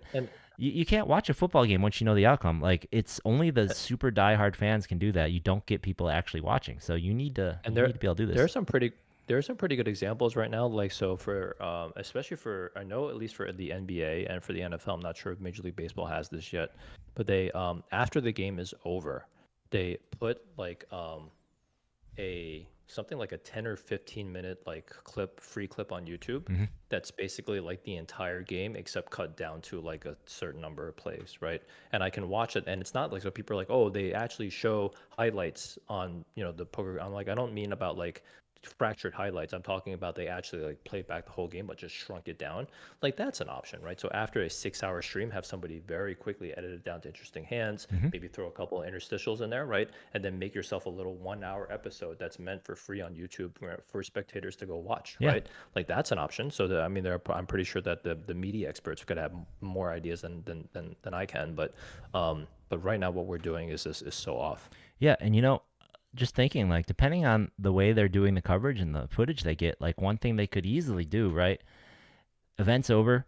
You could easily let me take the final 4 finishers, and now let me cut their storylines from the tournament up to their final table, right? Right. Because we need storylines, right? That's the problem with the highlights in poker, is that it doesn't tell a story, right? But if I know Tamayo, now I can do a storyline. I can show his progression from having a decent stack to going short, folding queens, to building a stack, to getting lucky, to hitting this other thing, to doing, and then I can show his rail constantly, and like we can talk about that on the highlight. I don't know, that'll cause a controversy. We can hide that. We don't really need the spectators to think that this is not fun. Anyways, but you can show the whole storyline. Same thing with the Griff or the chip leaders. You can show their progression. So that's the thing they could definitely do, especially later. But yeah, I agree with you. Something needs to be done, and it's very hard, right? Because it almost needs to still be the quality of the old ESPN ones, but it just needs to have such a faster turnaround time, which is extremely challenging. But I am not saying it's an easy problem to solve, but we need to change something. Yeah, absolutely. So if first person to do that is going to just get that boom of eyeballs again, because people are hungry for it. I mean, the players will all watch it, and then we could actually get our other people to watch, right? And we could actually get someone else to watch for a minute. And actually, one other point in my tweet is not just like the televised stuff, but when I was trying to rail Sammy, so it was easy to do like day 5, and then day 6, they actually like roped off the area, but then they blocked one side of it to media only. So they had 2 security guards on each end, so you couldn't go to that side. And then the other side was like this weird empty space that was also roped off, so you couldn't get near. So you can only kind of watch like the it wasn't like the long end of the table, right? It was like the narrow end of the table, like basically like the seat, 2 and 3, right? Yeah. Seat, like you're on that end of it, and it was like all the spectators were just crammed in those little areas, and you couldn't like watch, right? And as I'm saying, it just feels like we're just so opposite from promoting like spectators to come watch, right? When you contrast that to like gardens and like cabin, right? Like even when they're doing the final table, like in the mothership, they have nobody announcing, so people are just kind of like looking up at the screen. They don't know what's going on. Somebody goes on there like, what's going on? Like nobody has any idea, right? Yeah, no, and people replied to your comments like, it was really tough to watch, and they missed the old days with the announcing. Like, come on, it's like. Right. Why don't we have a bigger stadium for the final table? It's like when they did the November 9, they filled the whole damn thing. So there's a demand, right? Especially if you could do that. Now, we're not saying do November 9 again. That's too much. But something closer, something more in between. Right. Yeah, absolutely. I mean, they have so many streaming areas and so many other venues. I don't know. Yeah, absolutely. So let's anything to find other ways to do this, because people, there's a need, there's a hunger. Right. All right.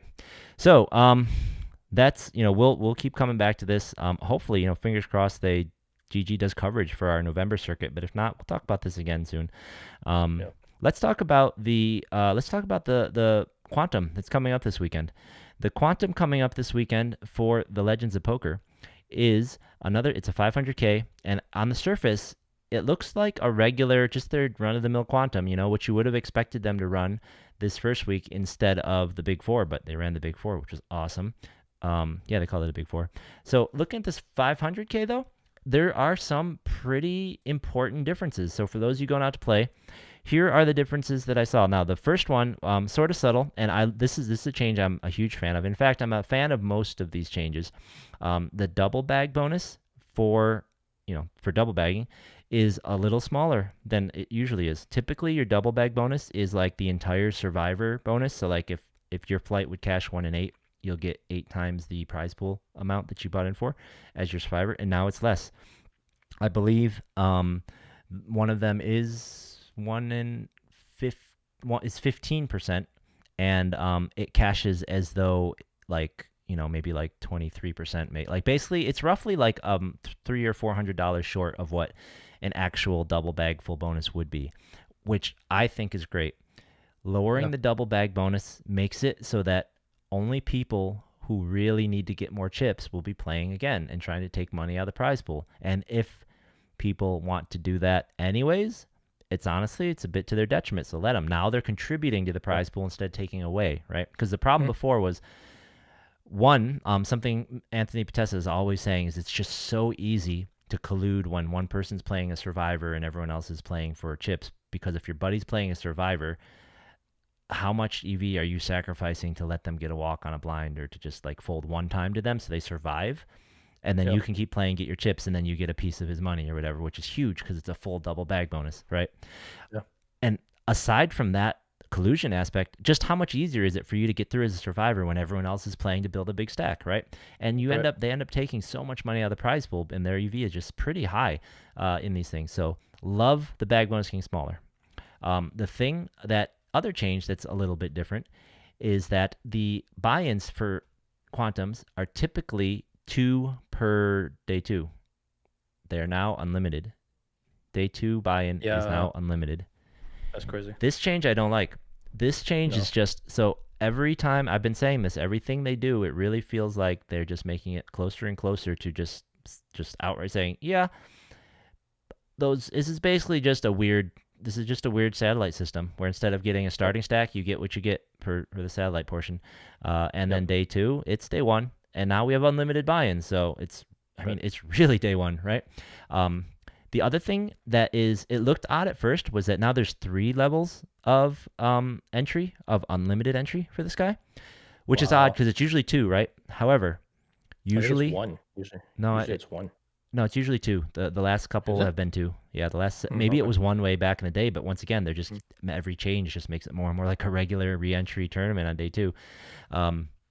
But also typically it's longer. Like for instance, the Mega Millions itself has 50-minute levels, so that's only 2 levels of unlimited buy-in.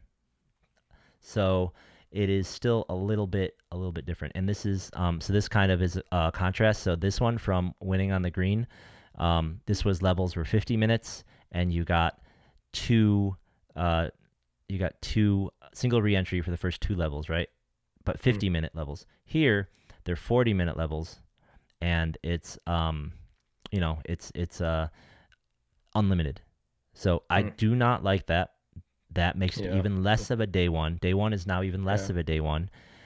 Day 1 is now even worse for people who are just trying to get in. Yeah. Day 2 is even better for pros.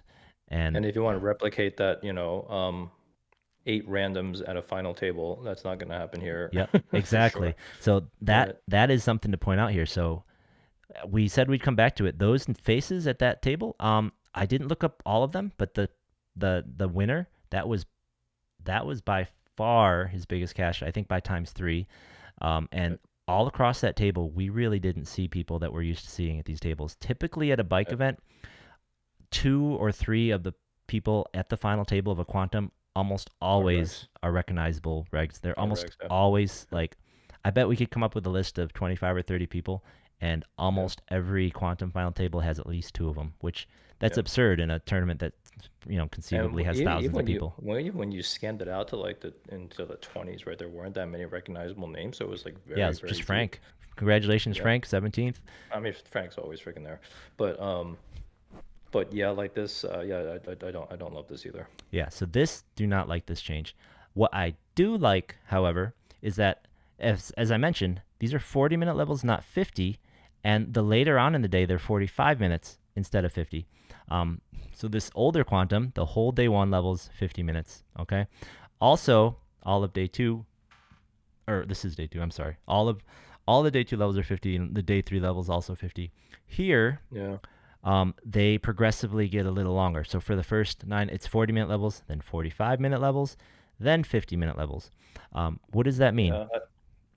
So the other thing that means is here, if you look at end of day two, so this tournament's going to end day two at the 30-60 level, whereas this winning on the green ended day two, and look, they call it end of day one. See, look, they even slipped up themselves, if you ask me. They wrote end of day one on the structure sheet when this is day two. That ended. Oh yeah, I was like, wow, that's insane that they have that sort of growth at the end of a day one. So that's the actual end of day one is there. This is And it's 10,000, 20,000 at the end of day. It's day Wow. two, but they wrote day one because, look, even they think day two is day one. I'm serious. Oh, I see. Yeah, I see. that's what I'm Okay. saying. Because this was the day Yeah, two structure. So it I used to do know end that there. Jeff. I know that Jeff was experimenting with this graduation of minutes. So definitely give him feedback on this Yeah. if we like this. I'm going to say that there are probably ways in which you can manipulate the structures to kind of replicate this without like forcing an increase in time. But I'm not good enough at this to be Yeah. able to figure that out. But this is a nice artificial way to do that to give us more play later. So in theory, I love this, right? So we'll see how this plays out. Right. So what I love about it is that I'm assuming it's roughly the same amount of time played on day one. I didn't do the math, but I'm guessing, for scheduling reasons, they probably are. But what this means is that the old schedule would have had us finishing in level 9, 10,000, 20,000, which is level 9 is still 10,000, 20,000.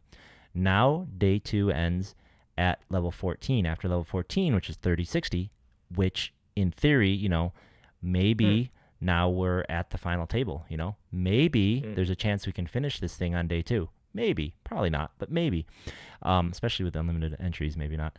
But that means that for people like us, now, I talked about this a couple other times in the mini mega before. This happens to me all the time. At the end of the day, I have I was in that huge pot where I started the pot with like 25 bigs, and I've got like top two or middle set or something, I forget now, and I got half my stack in there, and this woman, I pretty obviously hit her open-ended straight on the turn and jams on me, right? And it's like, well, I can fold and come back tomorrow with 35 people left in this tournament, or whatever, 40, take a day off of work, come back with 7 big blinds, or I'm just out. But now this tournament should be very close, if not well into the final table by the time that you're end of day two.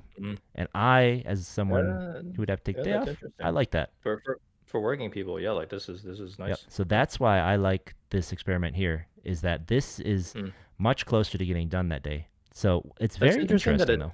It's interesting that it does that because then it almost just feels like the structure is faster. I don't know, like It is because it's 40-minute levels, then 45-minute levels, then 50-minute levels. So what was it before? all 50 the whole way through. So you get a half an hour back in the first 3 levels, and then you get another half an hour back in the next 9 levels. So and then let's see, 12. This starts at 12 as well. You know what? I'm okay with this because basically how I've always felt the quantums went is that it feels fantastic at the beginning of day two. We're all mega deep with the rollback. It feels like I can really play poker. But then when you get down to like 18, all of a sudden you feel the pressure of like the kind of short stack nature of what's happening. And then at some of the quantum final tables, I remember we were getting down there with like, 16, 17 big blind averages when there's like a massive amount of money up top, you know what I mean? Yeah. So actually, yeah, I mean, maybe I don't mind this, especially if we're going to basically finish it up a little bit faster too. Like I don't mind that a lot, right? If the expectation is that we can almost like wrap it up on a Sunday, I don't mind. Yeah, and you know what? I feel a little silly now. I have to double check another one because they tricked me. That 50K, that 500K I was just looking at, that was from that annoying one that they ran in the middle of the week where day two started at 5 p.m. So now let me pull up a good one and just check what level they end. I still think we play more levels than usual, but it may not be like 5 more levels. It might be like like 2 10 to more 14, levels. yeah. But any Yeah. more levels you can play before I have to take a day off, I'm in favor of. But so let me just take a Yeah. look at this. Here we go. All right, so now I have one of the other ones. Let's see how late this one goes. And yeah, end of day 2. These levels are totally different. They don't even have a 30-60 on this. All right, I can't tell, but I can't tell. In this one, the levels were 50 minutes, and it played until level 13, which was 2550, and we're going to be playing this guy until 3060, which is level 14. So it is one extra level. So we get to play one extra level, but that still matters. One level still 50 minutes is a lot of play. That And every level still counts. My general consensus there is going to be that if you're going to try to move us a little bit faster, if you moved us faster in the earlier levels, fine, Yep. right? Fine. Yep. Okay, so those are the changes. If you have a big wallet, you can treat this as a really juicy 1 day, 1.5K. I mean, it's pretty big buying. It's what is it? Let me make sure I have the right sheet up now. It's 1,800 buying. It's pretty big. Yeah. So, I'm not going to be trying to fire too many bullets, but if you got the wallet, you could. I'm definitely not. Yeah. I'm definitely probably going to cap myself there. 1,800 is a lot. I'm saving them for the mini mega, which is a 1,400 buy-in, and it has the same rules, unlimited buy-in for the first 2 levels or 3 levels. I think it's 3 levels, honestly. Yeah. Okay. Man, it's been a long one tonight. Thanks for all you who've been bearing with us. We had to get in there and chat with Eugene. Let's just jump into this guy. Let's get into the roundup.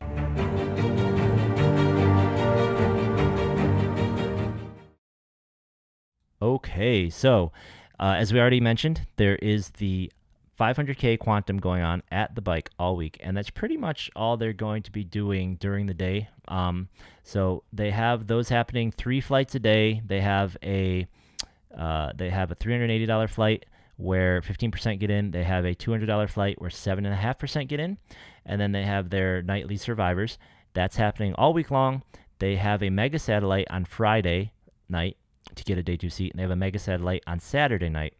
Aside from that, day 2 is on Sunday starting at noon, and they also have a 1 day on Sunday, which is a 50K guarantee, $300. It's that same Sunday super stack from before.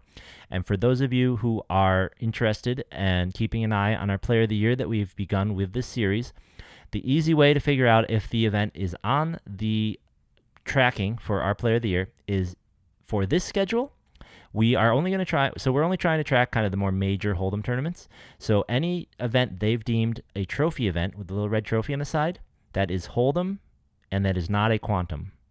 Now, Kathy Chang said she might be willing to track mixed games for us. So once I, connect with her and figure out if she can do that tracking for us, maybe we'll have a mixed game leaderboard as well.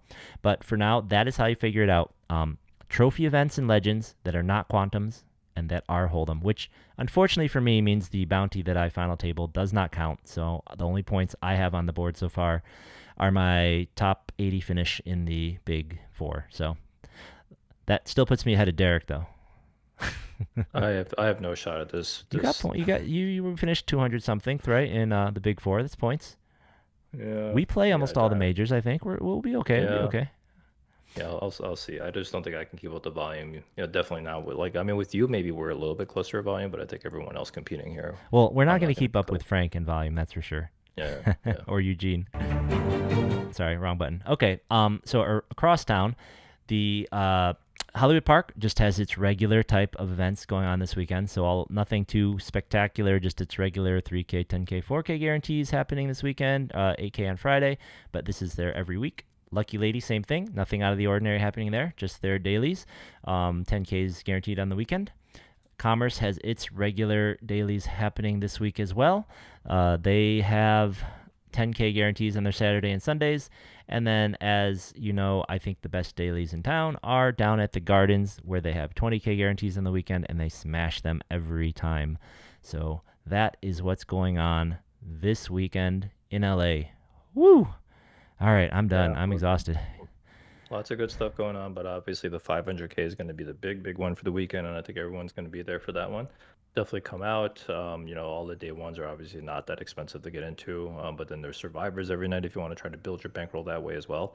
a lot of good stuff going on at the bike. Yep. And I did forget to mention, for a lot of these day 2 buy-ins, right before the event starts, so this Sunday at 11 a.m., they're having a flip and go for day 2 seats. So $200 flip and go to get in. And I know Derek's going to be there because he is apparently a master of flip and goes now. Like I said last time, I don't think I'm gonna play any more like flip tournaments because I feel like I burned all my luck in that one for the main, and I'm gonna go 0 for 100 or 0 for 1,000 from here. All right. Well, someone doesn't like to gamble. The flip and go does sound pretty fun to me. I'll Yeah. just like fire 1 or 2 bolts Yeah, at yeah. it. Or what's the buy-in on that guy? 200. Oh yeah. Yeah, so I'm now almost fire. certainly going to fire one. Over the series, I'm sure I'll fire a couple of those. All right, I mean, guys. is it the same thing as the World Series, where you're basically like flipping and then all the qualifiers play like a real tournament? Is that what it is? No, it's just for a seat. So I think it's literally like what, Oh, just a 200. It's an flip. $1,800 buy-in. I'm guessing 9 or 10 people get around a table and they just deal you some cards and then they see who wins. Oh, that's super funny. Okay. That would be my guess. I don't know. It's called Flip Yeah. and Go, but it says for day 2 seat and cash, so it has to like end Okay. right then, right? Like you can't play because Okay. it starts right away. So Yeah. yeah. Yeah, Check those- out the those are structure, pretty see what's fun. going on. Yeah. All right, guys. All right, that's it. We'll see you. I'll be at the bike, and if I get my seat early, I'll also be at the gardens. Yeah. Thanks everyone. We'll see you at the tables. All right, see you guys.